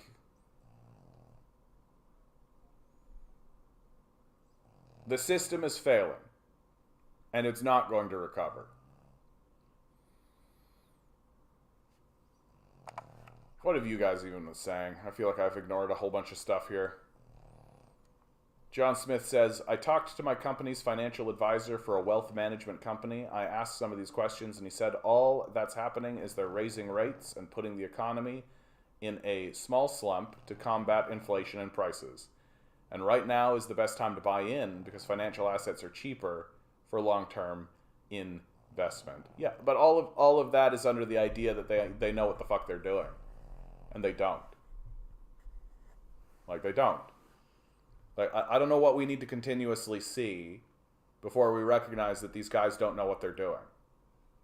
Like, in my lifetime, there's been 3 economic collapses. The last one was so bad that it almost took down the entire world economy. And the only way that they were able to prevent it from happening is by funneling a bunch of money into the system, doing quantitative easing, free money and bailouts. And what did they use with that money? They bought their own companies, did big stock buybacks, consolidated power, right? So like, all of that you just said makes a type of sense. And I'm sure that there's someone out there that's going to do something along those lines. But like, it's to me, it's becoming gambling is all it is. That someone somewhere is going to put money in the right spot at the right time and take money out somewhere at the right time. It'll work out in the right way at the right time, but it's gambling. And and moreover, like it is illegitimate to expect the mass of people to be economic financial experts. Like it's an illegitimate position. Like the reason why we have economics and financial people is to maintain those systems on our behalf so that we don't have to, because not everyone is going to be willing or capable of it. But we've collapsed into this individualist ethos that, well, why don't you do that for yourself and do that kind of thing? Because we don't know what we're doing. And these people obviously don't know what they're doing. So why are we listening to them? It seems like every single time we listen to these guys, the system collapses. All of the assets get bought up by a small group of psychos. Everybody gets fired. And then we're told, well, time to bootstrap yourself and tighten your belt. Like, there just comes a point where I start saying, yeah, fuck off. Like, you go do that. Have fun with that. I hope it works for you. Fantastic. I'm not going to play the game and pretend like it's going to work. Like, I'm just not interested. Not interested. And even if it does work, well, what are you fundamentally doing? Right? Let's say it works out for you. Let's say you get $100,000, $100 million. Let's say you do it, right? Well, you're investing into a system that's actively destroying itself. Not only itself, but the species. So even if it does work on a financial sense and you got a bunch of money, right? You're hollowing out the planet to do it. Like, there just comes a point where I'm just not going to participate in this anymore. And I highly advise that people follow that route. And if you're in a position where you can afford to gamble some of your wealth, like if you can take a portion of your wealth and put it in this market to gamble it away, in the hopes that it'll pay out, fine. But don't pretend like it's different than gambling, because that's what it is. And frankly, even if the gamble pays out, it's at the cost of the things that actually matter in the society. Lawnmower Man, good to see you. Always driving around doing Uber Eats when you're on. Otherwise, I'd participate in chat more. Of course, bud. No, I just appreciate that you're here, man. Swirling Dervish just says yes. Fantastic. Yeah, dig up Thatcher so we could bury her again. No shit. Tom Waits, step right up. Eric, always a pleasure. I moved from the country to live in my 50s. Yeah, I had to move from the country to the city in your 50s. Not easy? No, it is not easy. It is not easy. It's not an easy move, man. That's why, like, when old people are told that they got to move from their house into, like, a care home, it's a very, very difficult move. It's a very, very difficult move. Well, Wicked Riff. Greg, John Wick, good stuff, bud. Started music YouTube channel. Good for you, bud. Fight the fight. Fight the fight. Every time she... my landlord raised my rent last January. Yeah. Do the same next one. Yeah. She wants more utilities, which is illegal. Started to give her a couple of thousand in projects every time she asks for more money. Yeah. And there's a ton to do in this house. Hopefully she'll get the message. Yeah. I mean, that's the thing to do. Like, you're paying for it. If there's something to get fixed, then fix it. I'm reading The Dispossessed, a good one, by Le Guin. I'm hoping things don't have to get that bad before the population wakes up. It will. It will. Like, it will. Like, we are not responding. Like this is not pretend. Like this isn't fantasy. Like what we're looking at here. Like this little map that we're looking at. If you're not watching it, right? It's a map of Florida before the water comes up and after the water comes up. It's not fake. It's not fake news. Right? It's not even a prediction at this point. Like, if you're watching a building fall over, it's not a prediction to say that it's going to hit the ground. Right? And that's what we're doing. We're just... People like me are just one step ahead of the wreckage. That I'm not going to wait for the dust to settle to begin the process of organizing and to begin the process of stating what's the truth. I'm not going to look back and try to figure out what's going on. I'm going to talk about what's going on while the building's coming down.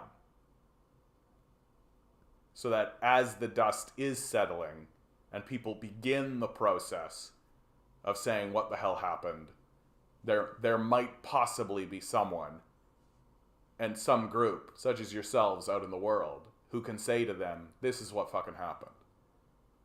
And things will have to get that bad. Like, people really want the system to work. They really, really do want that. They don't want to have to stop. They don't want to accept that the system has failed to such a degree that we have to stop as a people and recalibrate and move in a different direction. People don't want to do it. And so to maintain the system is getting harder. It's requiring more energy. It's demanding more from us. It's demanding more from people. And so people are getting angrier. And people are getting more upset. And people are and you can see this, like, I think the place I've seen it most clearly is in the roads. That I used to bike to work. And I won't bike to work anymore. And the reason why I won't bike to work anymore is because cars have gotten way more aggressive. That it's obvious that people are angry. It's obvious just in the way that they're acting and just in the way that they are. There's a lot of anger. There's a lot of anger. And they're telling us about it. They're like, if you're not looking at the screen, I've put up this CNN exit poll from the midterm election. 34% of respondents answered the question. Feelings about the way things are going in the U.S. Angry, 34%. Dissatisfied, 39%. Only 20% saying satisfied, 5% saying enthusiastic. This is a major, major, major problem. That cannot be overstated and should not be ignored. Because it is going to manifest into the society in the way we treat one another. That even if we ostensibly agree theoretically that we should be kind to one another and do that sort of stuff, if you're walking around angry, like 1 in 3 of us are, if you're walking around angry, you're going to do some shit. You're going to act a certain way. Maybe you are going to put on that red hat.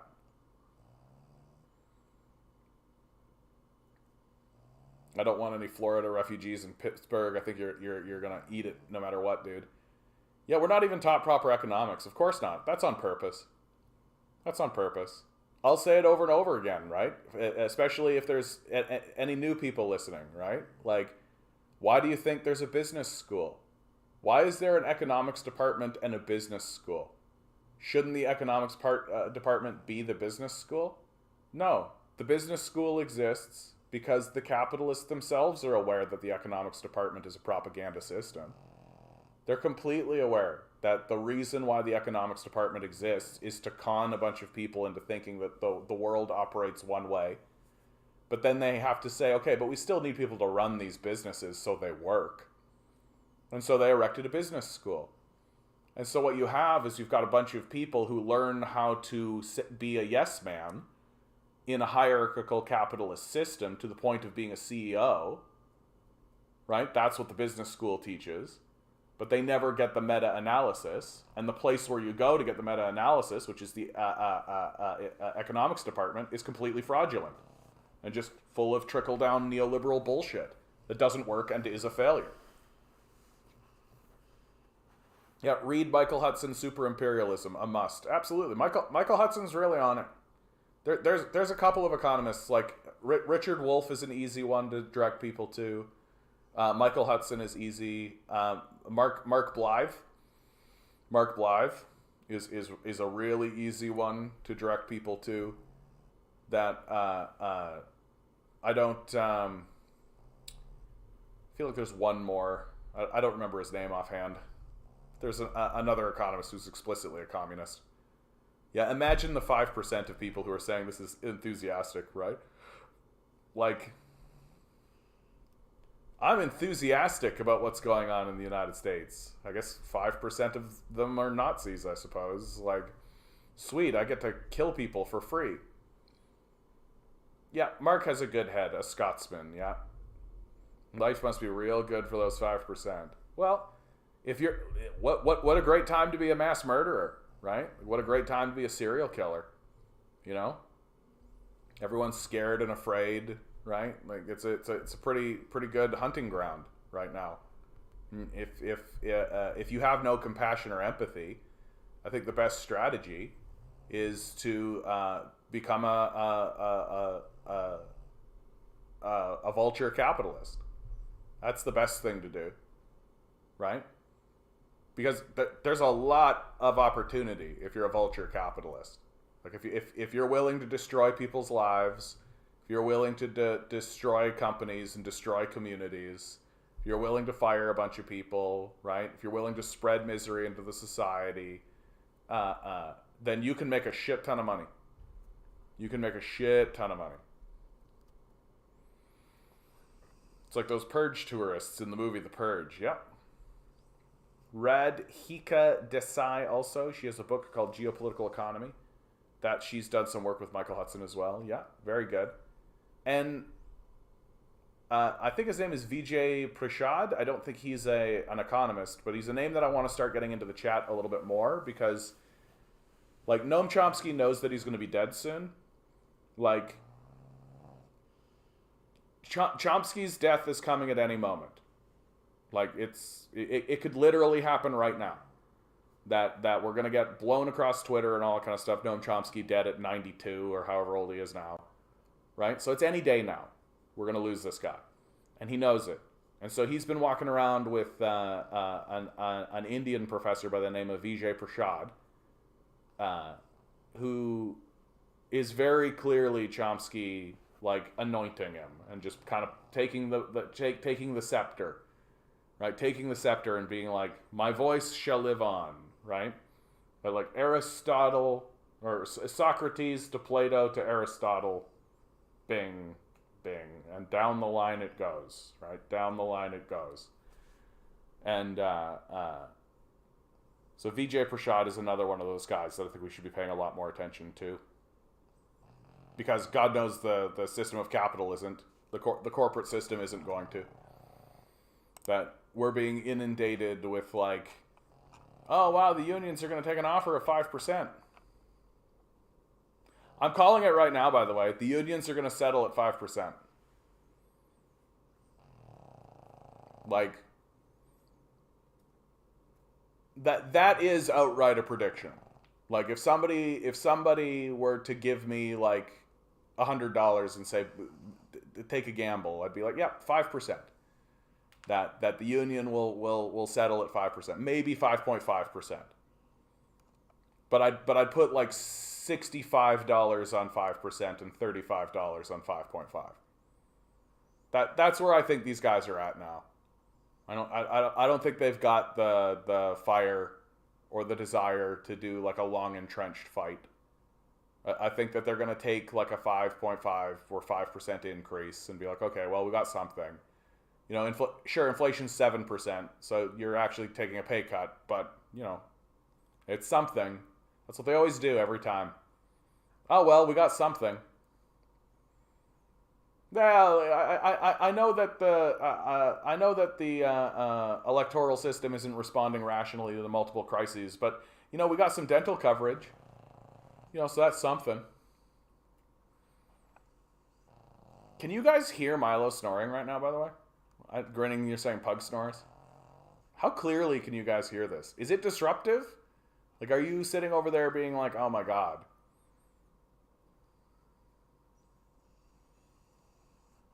Vijay Prashad is wonderful. His speech, "What is the meaning of the left?" It's so good. Fantastic. I have a 10-cent Canadian Tire note that says 7. What? Also, just to add, Radhika has a YouTube channel called International Manifesto Group, if anyone's interesting. Alright. Milo snoring, just a comfortable level. No, you're actually quiet. I have my volume up. Sounds great. Sounds like a cat purring. Fantastic. Fantastic. Beautiful little Milo. He's such a beautiful little guy. Getting old. 7% recoup? I don't know what you're saying to me, dude. Doug Ford has poked the bear that is organized labor, and the impact on the national economy could be significant. Just take a look at the stage Coopy leaders shared on Monday after the Ontario Premier told them he would revoke the bill that caused so much trouble by removing the education workers' right to strike. The Ontario Federation of Labour was there, as was the Canadian Labour Congress. More significantly, so were the United Steelworkers in Unifor, huge private sector unions that haven't always seen eye to eye with each other, or the broader labour organizations.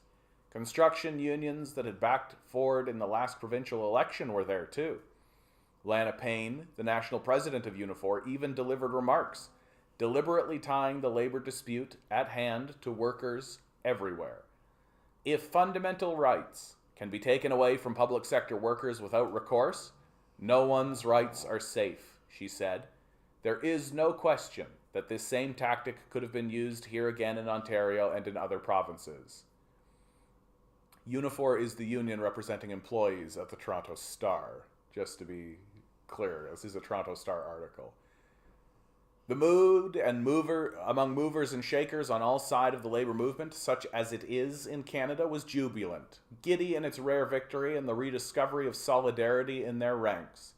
And that's significant, because labor action in today's economic environment has been notable for its absence.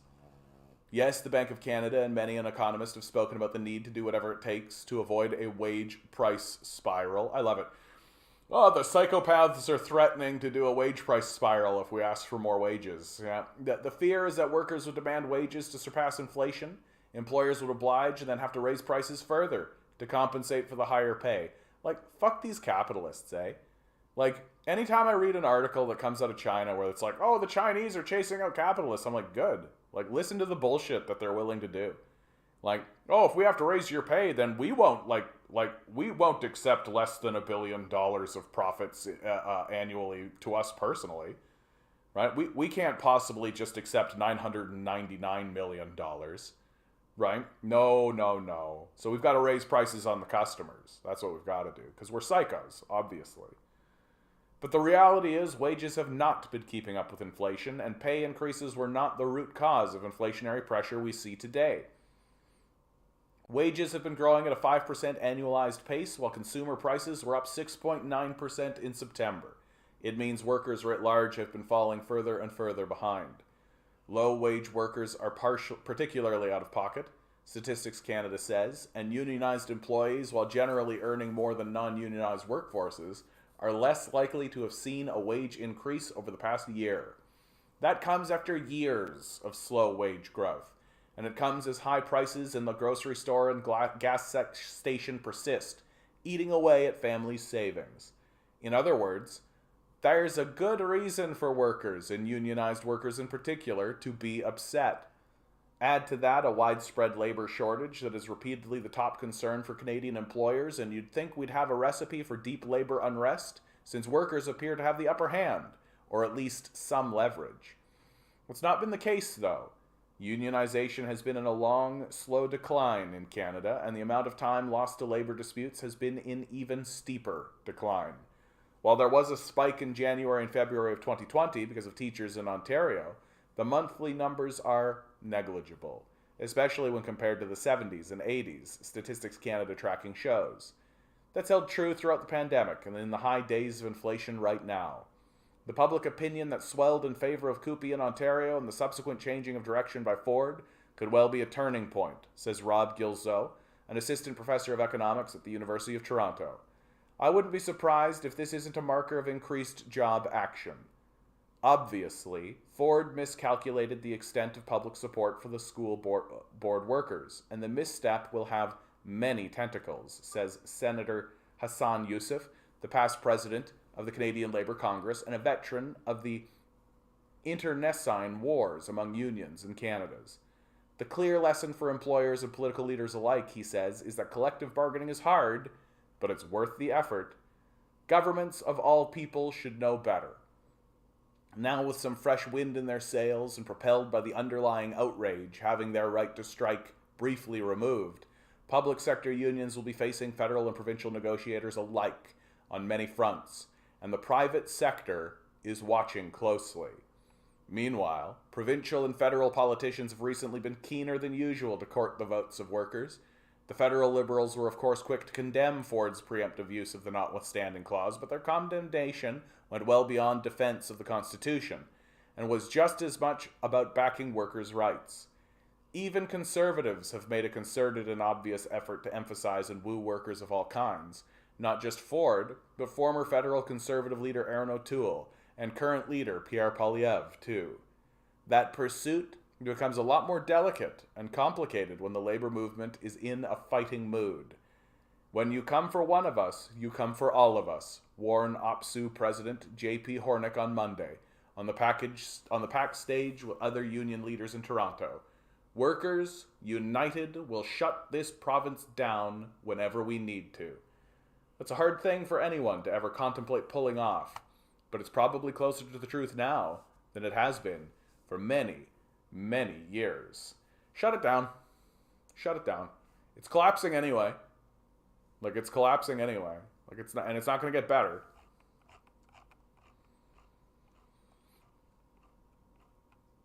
Oh, predicting 7% for Koopy. Oh, okay. Oh, you're taking the bet. No? Get the fuck out of here, device setup. Get the fuck out of here, you bullshit. 7% on Koopy? Okay, I get it now. I'm saying 5%. You're saying 7%. I'm gonna stick on 5.5%. That's where I'm gonna stay. If you want to say 7%, let's do it. And what are the stakes? What are the stakes? You said what, a a 10-cent Canadian Tire note? You got it. I'm in. A 10-cent Canadian Tire note, Nova Scotia. I expect it in the mail. Yes, did you all see Macron recognizing Maduro? He said Europe is being restructured. Do you think they'll start going against the U.S.? I did see that Macron recognized Maduro. That's steadily been happening. Macron's not the first to have done that.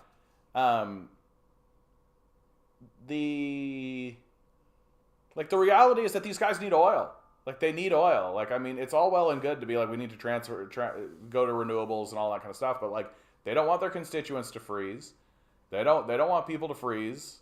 And they know that's going to happen. Even though I got to tell you right now here in Toronto, I am experiencing temperatures. It is so hot right now, November 9th, that I've got all my windows open. I'm this close to firing up the fans, and the radiators are on. It's things are heating up, literally heating up. Yep. Jean-Luc Mélenchon tweeted that the need for oil makes people polite. Yeah, this is the funniest. This is so much for the U.S. sanctions, right? So much for this whole, Maduro's a dictator and we got to overthrow him and all that kind of stuff. But please, sir, Please, can we have some of your precious oil? Like, they're desperate. They're desperate. It's as simple as that. They stumbled into this stupid war that is blowing up in their faces on every front. They have no. They didn't really have a plan. They're not going to put more men in the field. Like the Russians are going to win that conflict. And when the Russians went in, it looked like they had a plan. Right? Their plan was to pivot to China. Their plan was to pivot to BRICS. Their plan was to forsake the international community, because the international community made it very clear that if he did it, that there would be hell to pay, that he would be removed from the quote-unquote international community. And so he planned for it. He was ready for it. And the EU is like, well, we don't like it. And there were NATO forces that went to Ukraine after the Ukrainian military was defeated, right? After the Azov battalion was blown apart. And then NATO it has been, battering the front line of the Russians, but the Russians have been winning. Just as recently as yesterday, they finally declared the Donetsk airport as a victory point, which is a significant moral victory for the Russians. Right? It can't be overstated how significant a win the Donetsk airport is for the Russians. That's where the Donbass war began, where the first real significant conflict happened. Like, we've got footage of helicopters firing missiles into the airport, right? And that's really the start of the conflict in significant ways. And so for the Russians to seize that territory and claim it for themselves is a huge W, a huge moral victory, and not to mention a tactical victory, right? Because it removes a significant strategic vantage point and a significant strategic resource from their enemy. And so big fucking shock, right? The day that the Russians push in and take the airport is the same day that the French are going, hey, Maduro's a good guy. We got to help this. We got to get some oil from this guy. What do you say, Maduro? Big fucking shock, right? Like, the leaders of the EU, if you're still sitting on this idea that we're gonna genuinely push in there and genuinely chase Putin out and genuinely actually do it, like, none of that's happening. Like, none of that's happening. That all it seems to be turning out to be is a way to funnel as much money into the hands of arms dealers as possible. That really does seem to be what it is. And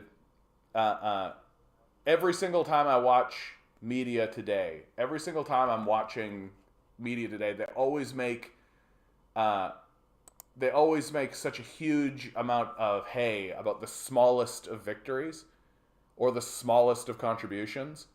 Like, Switzerland has said that or was it Sweden? One of them have said that they're going to send 10,000 men maybe. Putin literally put 200 to 300,000 men in the field. Like, what are you talking about? Like, for real, like, what are you talking about? Like, unless the EU and the United States is willing to actually meet that level and meet that metric, right? The war's over. Like, I don't know, what world are we living in here? What world are we living in here where we actually genuinely are trying to believe that if one guy puts 300,000 people in the field and we put nothing in the field, that we're going to somehow have a win here? Like, what are you talking about? Obviously not. Hey, damn boxes, how you doing, bud? Good to see you. This is from the Daily Mail. China will focus on preparing for war, Xi Jinping declares. President says nation's security increasingly unstable and uncertain. China will focus on preparing for war with the country's security increasingly unstable and uncertain, President Xi Jinping has declared. Beijing will now comprehensively strengthen its military training and preparation for any war, Xi said today, according to the state broadcaster CCTV. His warning comes after Xi last month called for faster military development, self-reliance, and strength in technology and defense of China's interests abroad, raising the likelihood of further conflict. Xi's announcement that China will focus on preparing for a war will raise fears that the nation may invade the self-governing island of Taiwan, which Beijing claims as its own. China, which has the second largest economy and military in the world, has repeatedly threatened to annex Taiwan by force if necessary. Experts say Xi's comments are extremely concerning, and the West must take him at his word and use all means necessary to deter the Chinese leader from invading Taiwan. Dr. Alan Mendoza, executive director of the human rights group Henry Jackson Society in London, told Mail Online, comments like this from Xi Jinping are extremely concerning. For years, Xi has been ratcheting up his rhetoric around the use of military force to reunify Taiwan with mainland China. And in response, the West has done very little. What? Hold on. The West has done very little? We're literally building nuclear submarines in the South China Sea with Australia. What are you talking about? The West has done very little. We're literally sending billions of dollars in weapons to Taiwan. What are you talking about? The West has done very little. What are you talking about? What an embarrassing statement. Does nobody actually look at what's happening? Like, are we literally just propagandists and salesmen over here? Liberal democracies must now take him at his word and work collectively. Isn't that fun? Isn't that interesting? When it comes to like building unifying projects in the society in order to unify the people and actually improve the lives of citizens, right? It's rugged individualism, right? You got to do it yourself, right? Bootstrap yourself, all that kind of stuff. But when it comes to war, we got to work collectively, guys. Suddenly we're like hard-nosed communists. Using all means necessary to deter Xi from invading Taiwan. And all of this narrative, incidentally, right? All of this narrative, incidentally, that deterring Xi from invading Taiwan, this narrative of Xi invading Taiwan, like the entire idea of what the Americans are attempting to achieve is to get a military base on Taiwan to use it as an unsinkable battleship off, or an unsinkable aircraft carrier off the coast of China. That's the goal. They've stated as much. And like, it just seems like that doesn't play. That doesn't come into the narrative at all. That the United States' actions don't seem to matter. All that matters is, oh, the threats from the Chinese. It's like, yeah, obviously they're saying that. They'd be crazy not to. Like, they'd be out of their minds, like gaga goo goo crazy to just let America and Taiwan buddy up. And yeah, we'll put some jet fighters on Taiwan and that'll be normal. China will definitely be like, yeah, that's fine. Totally fine. Like, what are you talking about? Like, it's so stupid. And it's dumb that it's not part of the conversation. Like, it's literally, it's like dumb. And of course, they've got the global arms race, right? Pointing out that there is a discrepancy, like the conventional forces. Like, check this out, right? Conventional forces, global arms, China. So they'll always focus on like hypersonic missiles. America's got 400 IMCBs. China only 990, right? That's what they're going to focus on. Nuclear bombers, right? But China, look. 2.1 million soldiers. America, 1.3 million soldiers. Like, you think you're going to win this thing? You genuinely think you're going to win this thing? That if America has any overwhelming strength or overwhelming strategy, it's clearly it's clearly in the air front. Well, on nuclear warheads, obviously, but in the air, right? So China does not want America to be able to leverage its air advantage by getting its air force into Taiwan. Pretty clear cut, if you ask me. Like, why would they ever allow America to just start putting, like, look at it. Just fucking look at it. Like, and we're all supposed to pretend like America, which only acts in the sacred goodness from its heart, right? Certainly isn't a raving psychopathic lunatic destroying everything it touches. It's operating in good faith here. Get the fuck right out of here. Dr. Mendoza added, as a priority, Western nations must begin the process of removing all Chinese influence from critical industries such as energy, water, and nuclear power. We must cleanse the society of China. We must take the Chineses and put them in the concentration camps. Next, we must immediately start the process of decoupling China from many of our most relied upon supply chain networks and develop new ones with like-minded partner nations. Like, literally, if you follow this advice, you're going to end up alone and isolated. This is isolationism, is what this is. This is an isolationist policy. If you put sanctions on everybody and you decouple from everybody, you're the one that's isolated. If the global economy is to hit China with the same level of sanctions that has crippled Russia, really? Crippled Russia. Interesting take. We must be ready for the economic upheaval caused as a result. If we do not prepare, the economic ramifications will be a drop in the ocean compared to the current cost of living crisis caused by the sanctions against Russian energy. Last month, China's Communist Party added a line to its constitution on resolutely opposing and deterring Taiwan's independence and resolutely implementing the policy of one country, two systems, the formula by which it's planned to govern the island in the future. If China does attack Taiwan, the conflict would almost certainly draw in the United States, which provides Taiwan with defensive weapons. Like, and if we bomb people, they're defensive bombs, right?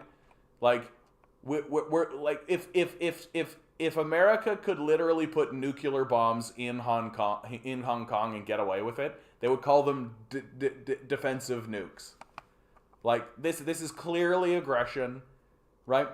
Like, the history, you only need to know the basics of the history of Taiwan and China to understand very clearly that Taiwan is part of China.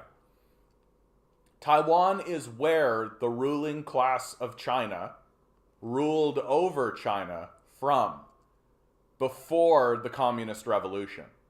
It's where the princes and the kings lived and passed their edicts into the population. And when Mao took over China, he wanted to go across the Taiwan Strait and finish it, and who didn't allow them to? Truman didn't. The Americans didn't. And so this is technically still a war.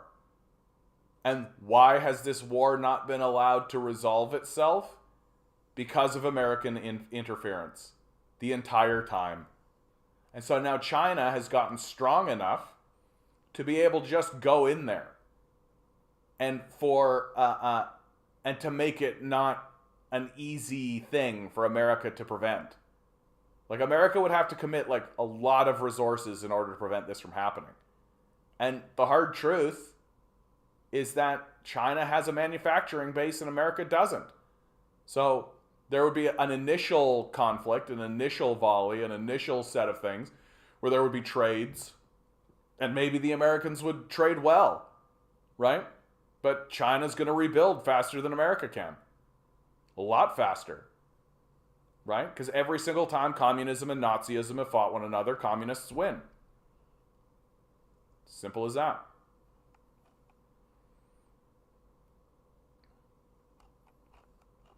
It's so fucking stupid. Like, it's so fucking stupid. You got all of these far right-wing types being like, focus on yourself.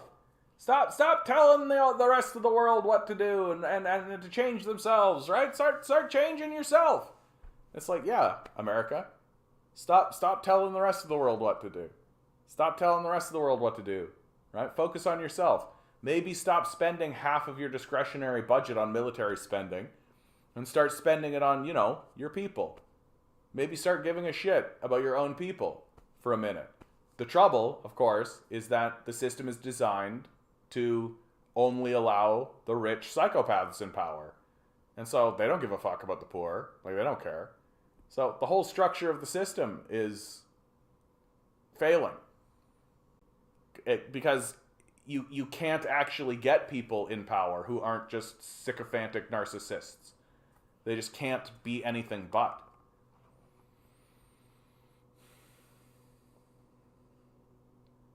Did you hear the Russians withdrawing from the front lines of Kherson? Yeah, I mean, all of the stuff that I've been hearing, and at this point I'm just hearing little snippets and things like this, because we're in something of kind of a cooling period. Like, there's a lot of consolidation training that's happening right now. But, like, this is by and large the territory that they want to take and keep, right? This whole thing right here, where I'm drawn, you can basically see the line, right? And any of the pullbacks that you're seeing are usually just a let's get real specific.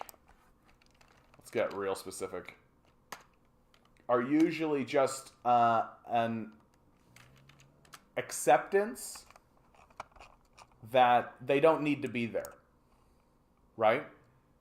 Like, what are they act? So they got troops in Kherson. Okay, so they're gonna pull some troops back, right? They're gonna pull back territory. Well, this territory right here is not their primary objective, right? It's not where they need to put, like, all their resources. That, like, Crimea is far more important. Donetsk is far more important, right? And I often feel like what happens is the Russians are just, like, moving resources around, and the Americans report on it as if it's like, oh, a retreat.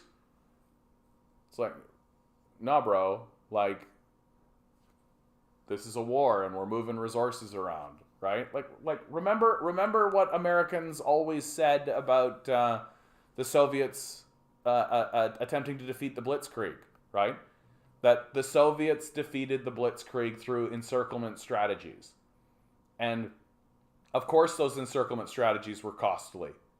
Like, of course they were costly. Like, it's war. Obviously, they're costly. You're fighting the scariest military that's ever existed on the planet, right? But what you're doing is you're preventing the Germans from forming the Blitzkrieg and storming Moscow. Like, that's what you're doing, right? You're preventing the German military from gaining the Blitzkrieg and then storming across Moscow and getting into your productive facilities. You're hanging them up, and you're encircling them, and you're forcing them to fight this kind of guerrilla warfare style tactic. And it worked. It completely worked. But when the Americans talk about it, what do they say? But at what cost? But at what cost? As if the Americans would have done it better, right? Oh, if we had have been in charge, we wouldn't have lost a single man. Not only wouldn't we have lost a single man, we would have stolen so much material from the Germans, we wouldn't have even needed to maintain any supply chains, right? We would have just taken the material from the Germans and then used their material against them and gotten more material and created a snowball effect. That's what would have happened. USA, USA. No deaths whatsoever.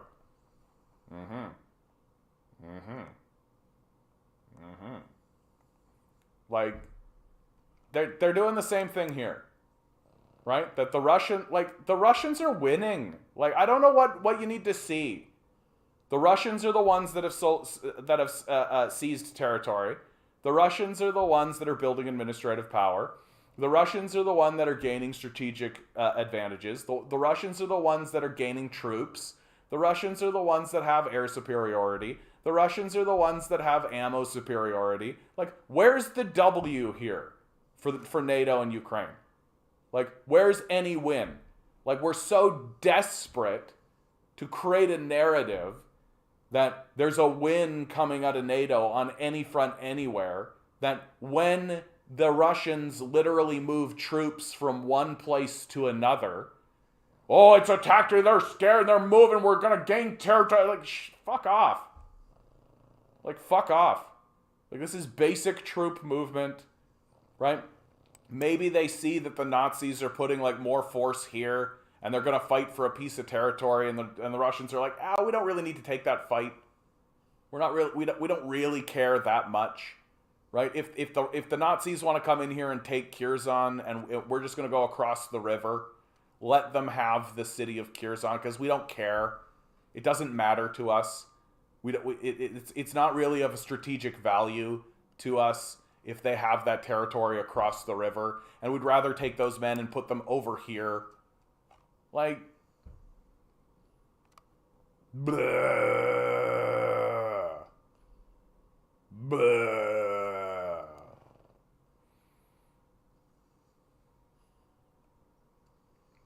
Jesus fucking Christ, the U.S. ascetics, yeah. Maybe the EU will start acting in its own interest and won't follow the U.S. against China. I mean, if the Republicans... Here's something that's real about what's going on in the EU, is that, like, Donald Trump, when he was in power, was outright saying that the United States should withdraw from NATO. Like, he was outright, as the president of the United States, you can think what you think about him, but he was the president of the United States, saying that the United States should withdraw from NATO and allow Europe to defend itself. Right? And now we are in a midterm here where, like, the Republicans are taking the House again, right? It's not like the GOP has disappeared. It's not like they were blown out by Biden and the rest. And now, you know, the South will rise again, although it's more than the South, right? And we're seeing America swing back to the right.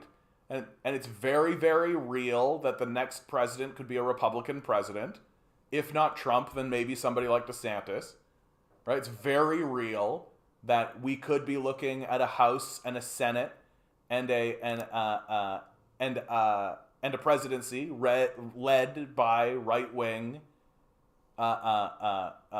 Republicans. And you can say what you want about them. I say that they're worse than the Nazis, so you can say what you like.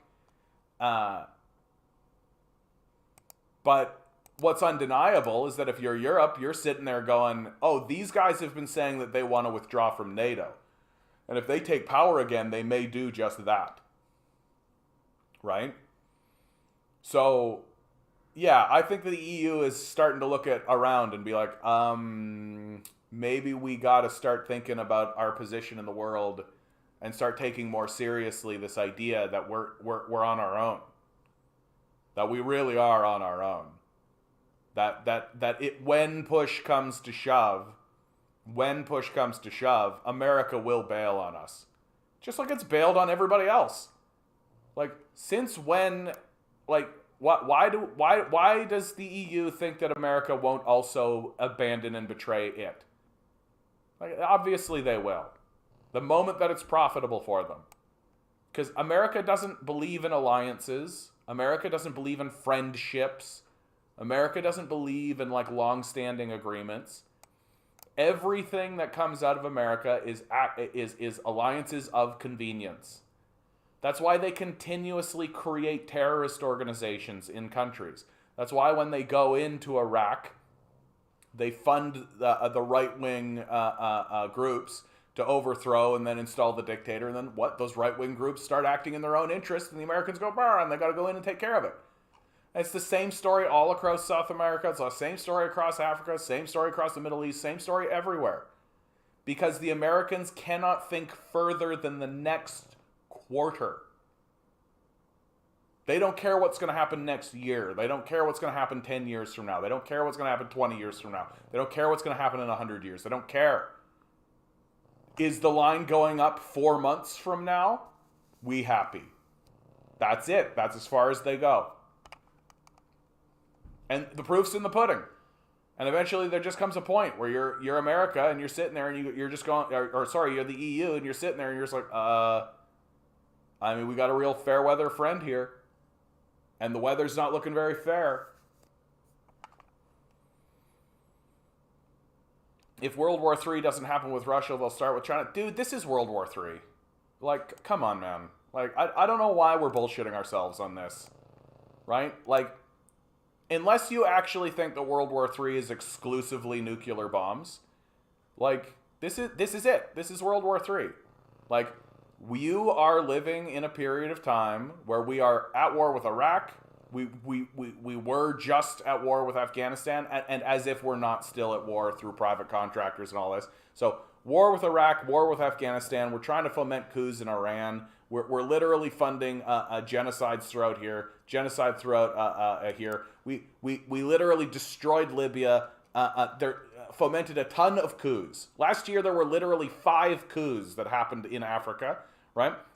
With something like 11 more attempts all throughout Africa. So a ton of coups, a ton of that kind of stuff.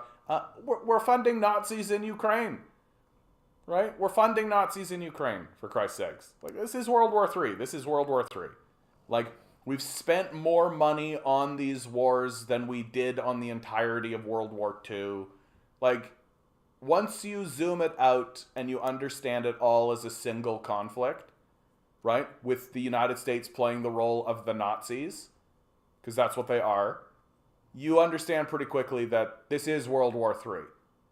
Like, the entire world is involved. The entire world is involved. The whole thing is connected. There's a quote-unquote global economy that's unraveling. This is World War III. I don't know why we're pretending like it's something else. Yeah, we're defensively breaking into your house to murder your family. Exactly. Exactly. Yeah, what? I'm just I'm not breaking into your house. I'm taking over your shed. Your shed's not part of your house. What are you mad about? I think China has something stupid like 1/3 of the world's productive capacity. Yeah, probably. I don't know. I don't have the exact number in front of me, but yeah, like, I mean, the population alone, like,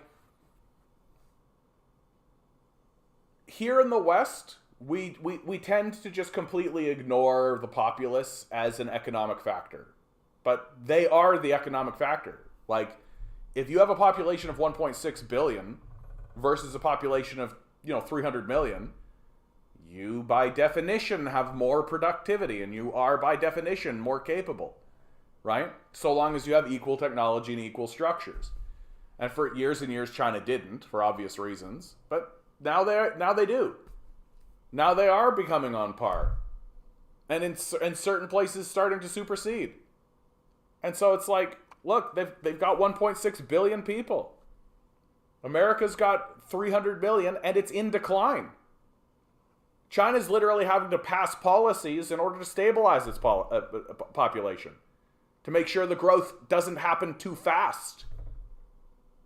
And America's just like collapsing its population downward because everything's so shitty that they're literally like, oh, we got to get a bunch of immigrants in. Which, of course, yeah, the far-right reactionaries are going to be like, yeah, definitely, we should let those immigrants in for sure. Unless the LCS intervenes and saves us from ourselves, which it did during the Cold War. NATO lost to slipper-wearing goat herders with old AKs, yeah. The U.S. sanctioned oil to Japan in World War II as an opening volley. Sanctions provoked military action, but it's hard to distinguish them as separate warfare. Yes, that's why China's creating the Belt and Road. Yeah, exactly. Belt and Road meant to pass the U.S. Navy for sure. Stupid liberal Democrats are celebrating that they didn't lose badly. Yeah, I voted for 2 Green Party candidates yesterday. The rest of my ballot remained blank. There you go.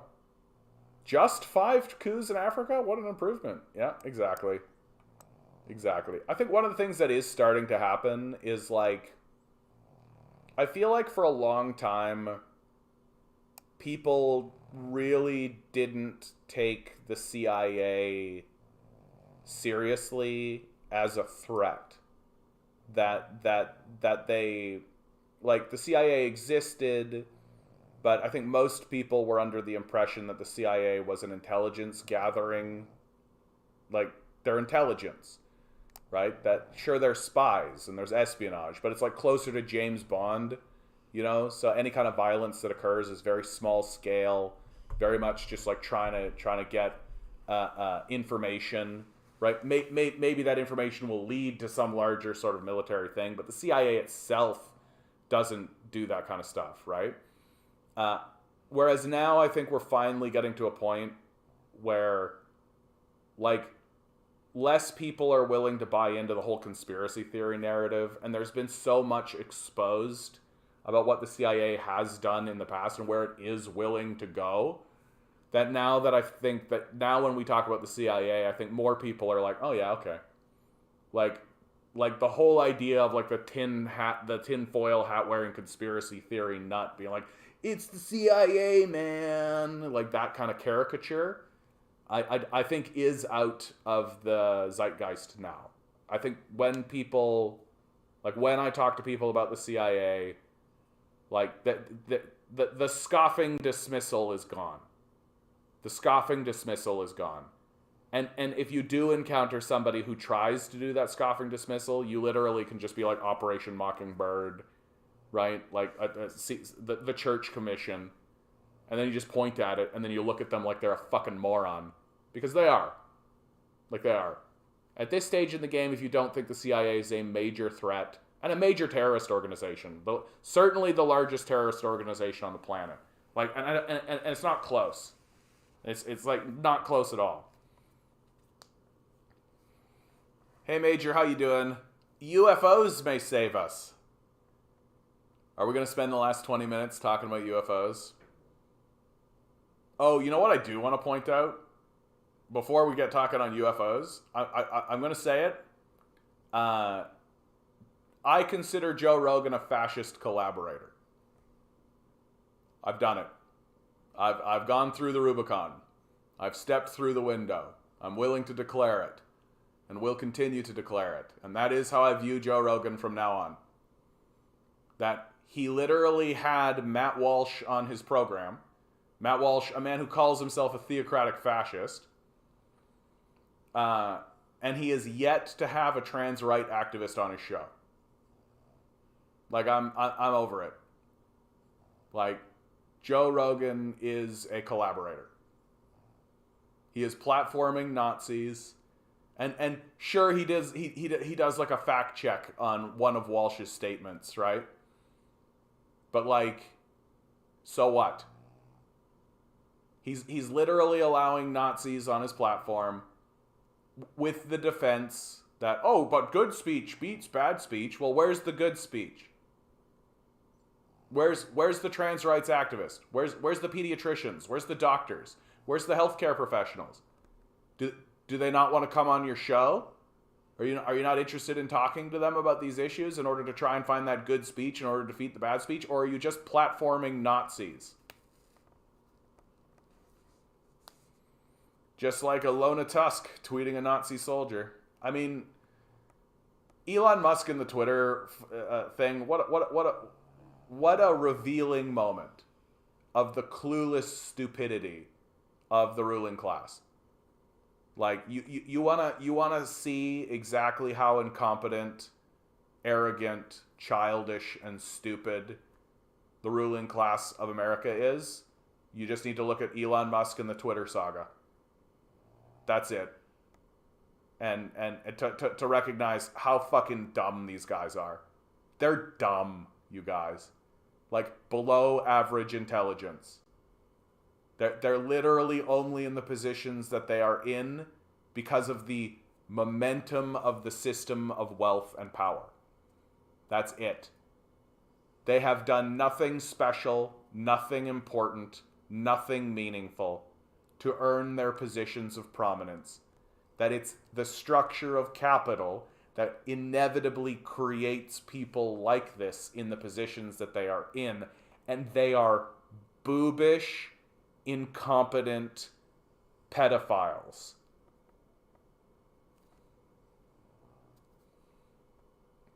Roguehead, and I don't know who Roguehead is, but Bill Maher made the far right normal. Yeah, I mean Bill Maher is just a boomer. Like, he's just an embarrassing sort of boomer.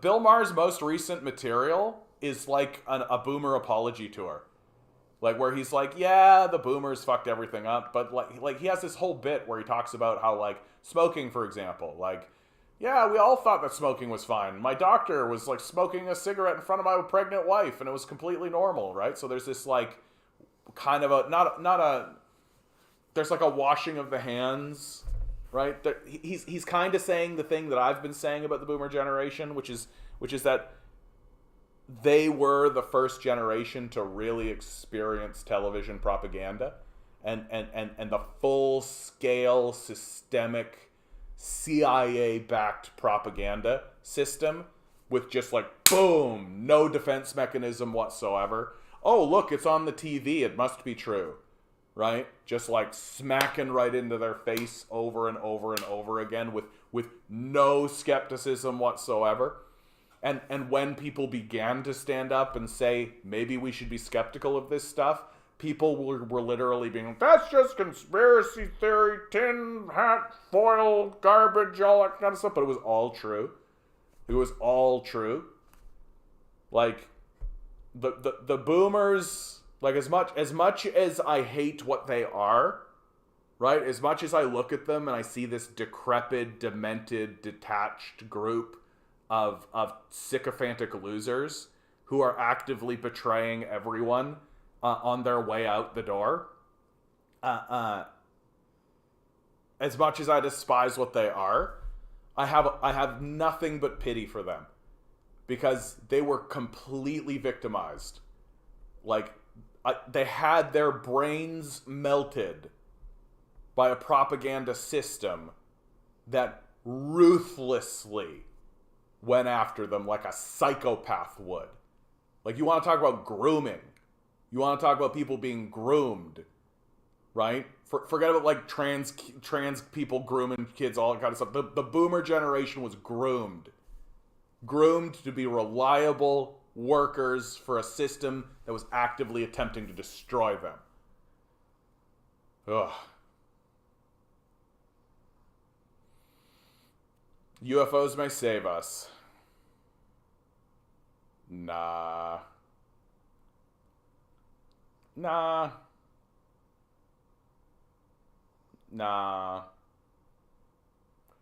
I think literally the only reason the aliens are paying any attention to us at all is that we're starting to tinker in technologies that we don't know anything about, and we're doing things with just like a base assumption that it'll be fine. That to me is, I think, the core. That if UFOs are actually showing up and are actually talking to us and are actually interacting with us in any meaningful way, it's because they're going, whoa there, monkey boy. Whoa, whoa, whoa, whoa, whoa, whoa, whoa, whoa, whoa, whoa, whoa.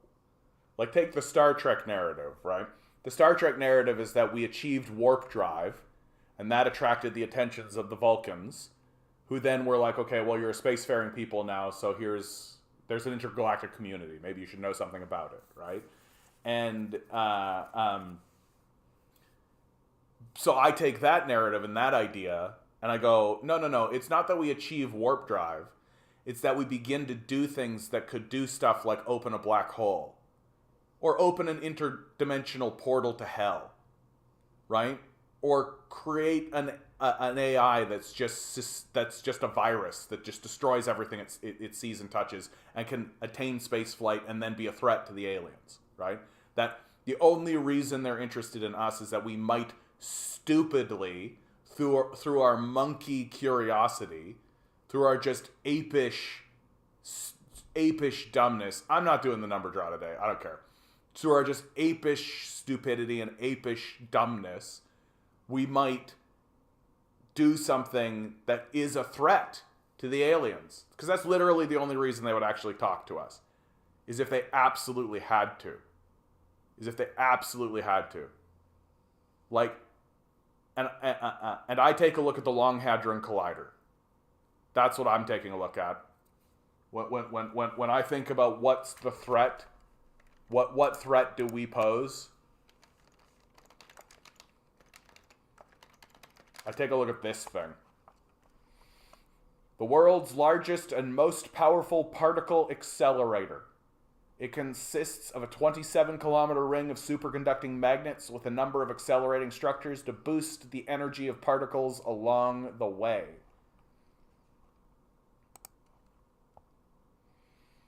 Literally what we've done is we've created a particle hammer.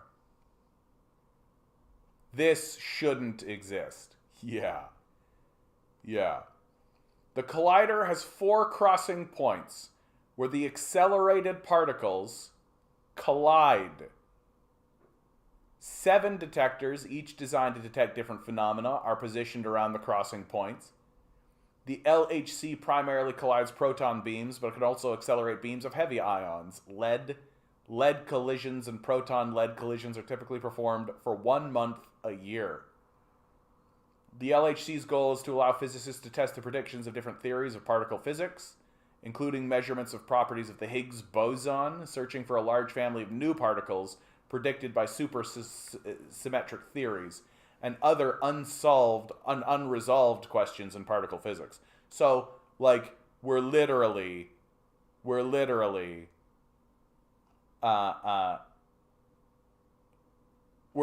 just colliding shit into itself and just assuming that that's not going to do something. Like, and this is how we are. Like, this is what we do. We do this shit all the time. Where we're just like, yeah, let's just take a hammer and smash it all together. That won't blow up in our faces. You were at CERN. Yeah, oh yeah. It's huge, of course. It would have to be. Right? It would have to be. And here it is. Like a particle hammer. So, my assumption is that if aliens are showing up, or the narrative that I would create if I was writing a story about it, would be to, that the aliens would show up and be like, hey, you're smashing particles together, eh? Alright, we got a bunch of people calling for the number. Let's go. We got 11 people watching. I expect 11 numbers in the chat.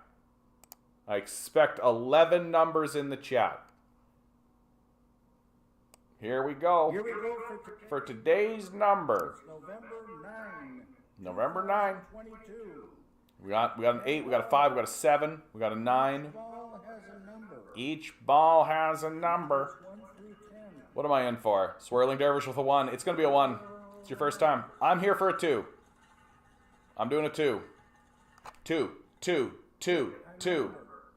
Lots of 7s in the chat. Lawnmower Man, you and me. Ride or die. 8. Fuck. Oh, look at DZ, got it. Red Rebel, don't know if I've ever seen you in the chat. I wish you had a 1. That would have been really epic. First comment, and it'd be pick up a win. Hope you're doing well out there, Red Rebel. Oh my goodness. Lots of new people this last week, man. I'm really pleased with that. I gotta tell you. You guys are doing your work. You're going out there and you're telling people, spreading the good word. I appreciate it. Now the new strategy is, well, thank you, Red Rebel. I appreciate that, bud. I like you too. Give me money.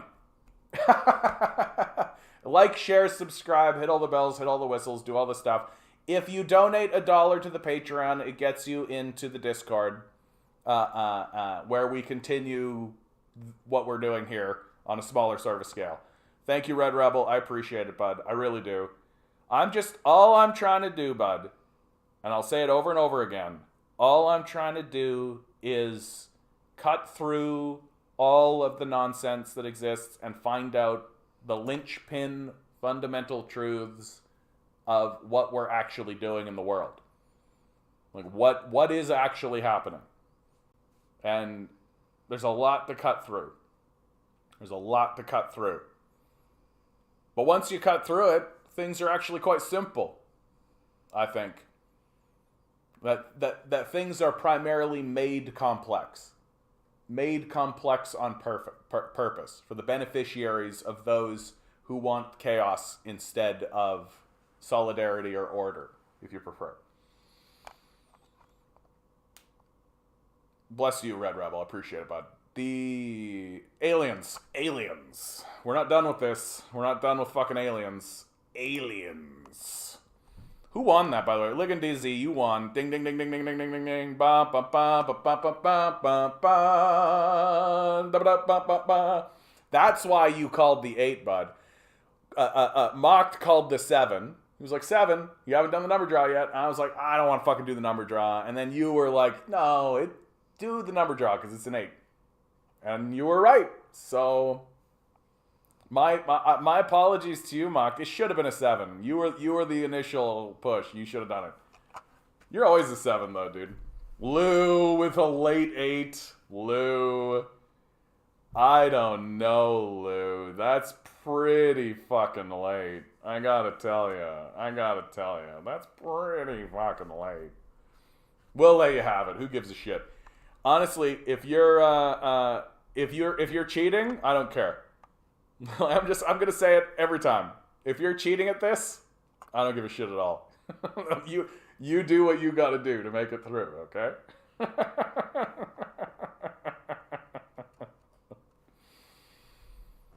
Oh.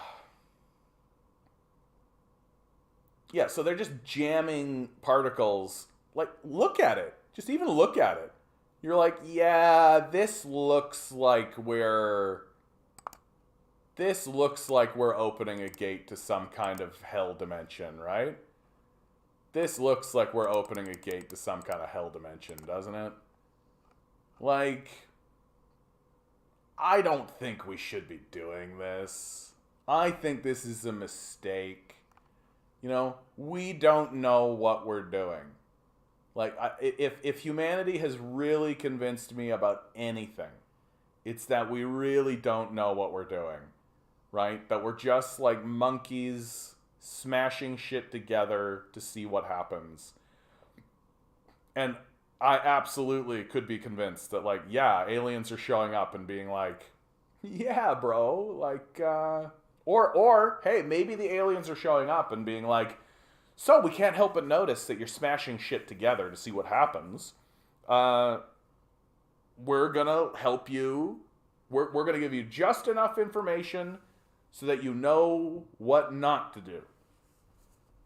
Like, because I think that's fair, right? Like, because that really gets you into like a prime directive sort of state of mind of like, okay, so prime directive is non-interference, right? And yeah, they're looking for the Satan particle. I mean, they're always opening up hell gates all the time, like they did in the Gulf of Mexico, like fucking like literally a boiling hell gate right in the middle of fucking the ocean. And but I think the prime directive definitely has an amendment in it where it's like, should a species be doing something that results in the self-destruction of the galaxy, or threatens human life or all existence in the universe, interference is warranted. So, I wouldn't be too surprised the aliens show up and they're like, yo guys, just don't carry that one. That's all. Right? When you're doing these computations, right, there's going to be a moment where you're going to think to yourself, oh, we could carry the one over here and divide that by the sequential over here. And then see what happens. Just trust us on this one. Don't do that.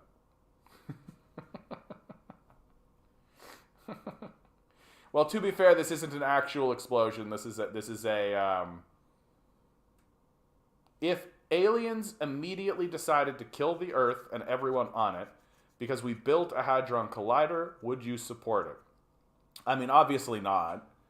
Like, I am ostensibly pro-human. Like, I think that we've got something interesting going on. I think that we're an extension of the Earth, and the Earth obviously has something going on, and so I'd like that to continue. But if they felt they had to do that, it'd be easy. And because it would be so easy, for them to do, like we are not a threat to them. Like we're not a threat to them. We have no weapons capability. We've got nothing.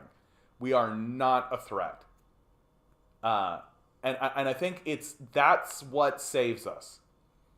That because we are so below them, and will remain below them for thousands of years. Like we will not catch up. Right? And they know that. And because of how insignificant we must be to them in terms of threat level,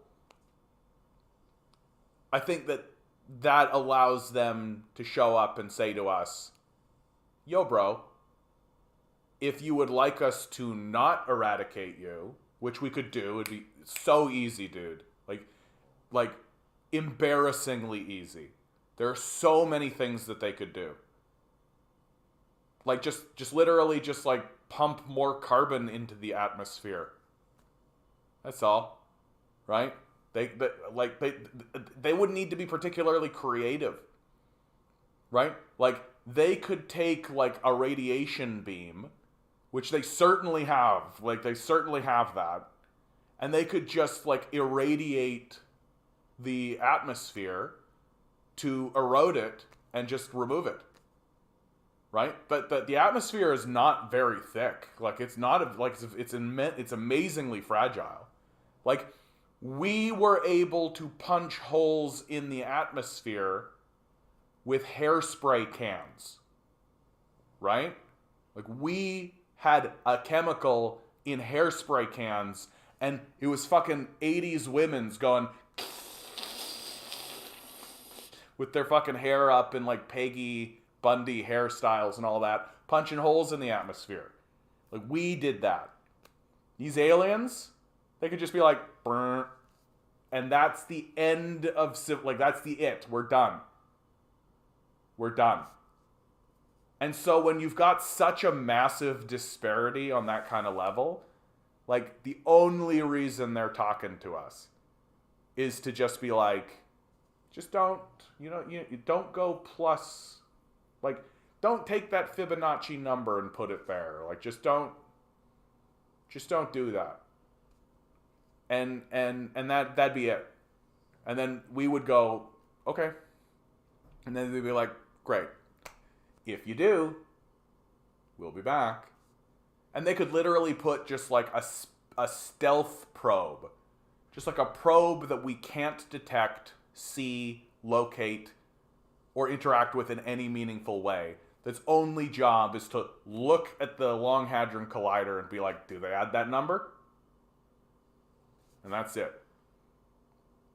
And if we do, it could literally just be programmed to automatically just be like, atmosphere gone. Or just like shoot a beam at the collider and just be like, like,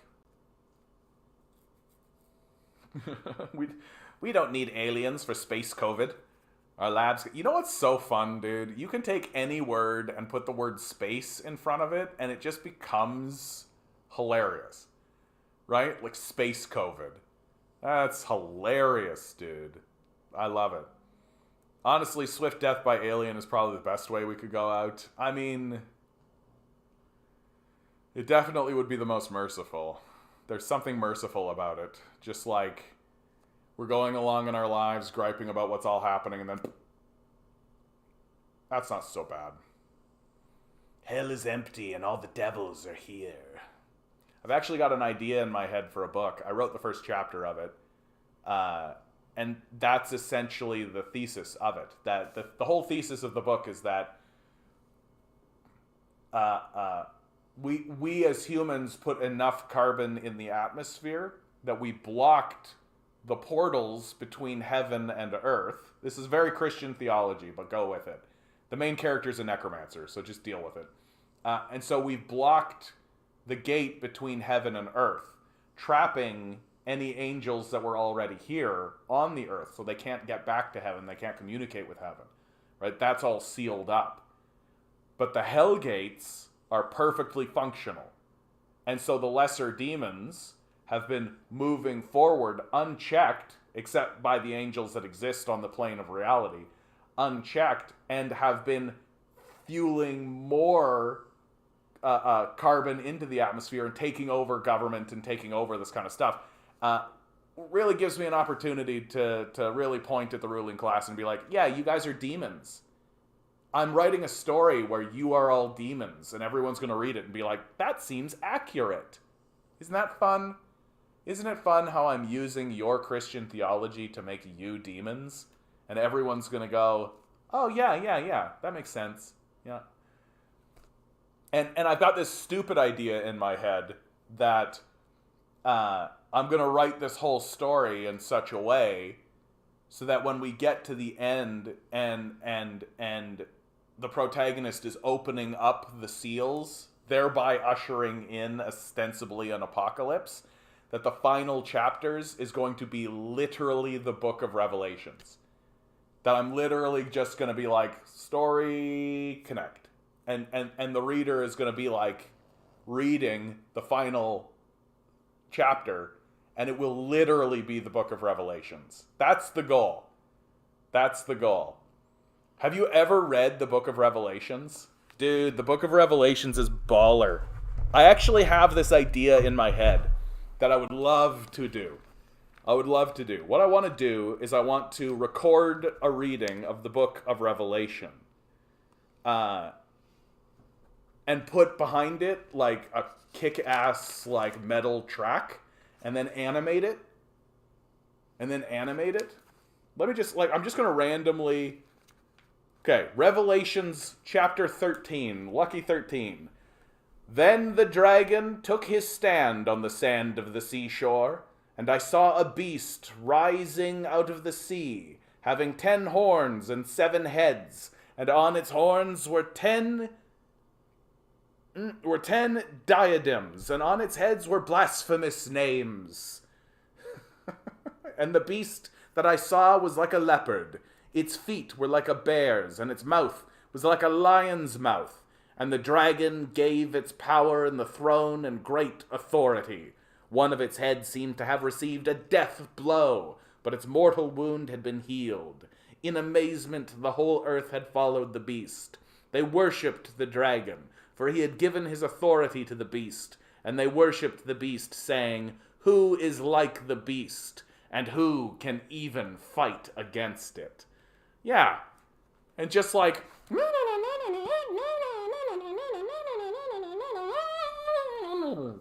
Yeah. Yeah. Fuck yeah. Fuck yeah. Just fucking metal. Alright, guys. And with that, we've reached the end of another one. Lots of new people in the chat today. That's really, what is that from? That's the book of Revelations, bro. That's from the Holy Bible. I'm sure you've heard of it. Read your Bible. Read your Bible. Now that I'm on it, I'm just going to say, do yourself a favor. If you want to defraud the entire right wing, read one of the Gospels. One time. And you're just going to be like, oh, you're all frauds. All right, guys.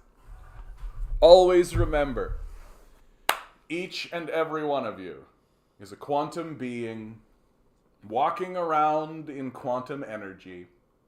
These billionaires are spending hundreds of billions of dollars in the hopes you'll never realize it. You'll just stay the good little commodity they need you to be. Rebel. Revolt. Repent. Good luck. We're gonna need it.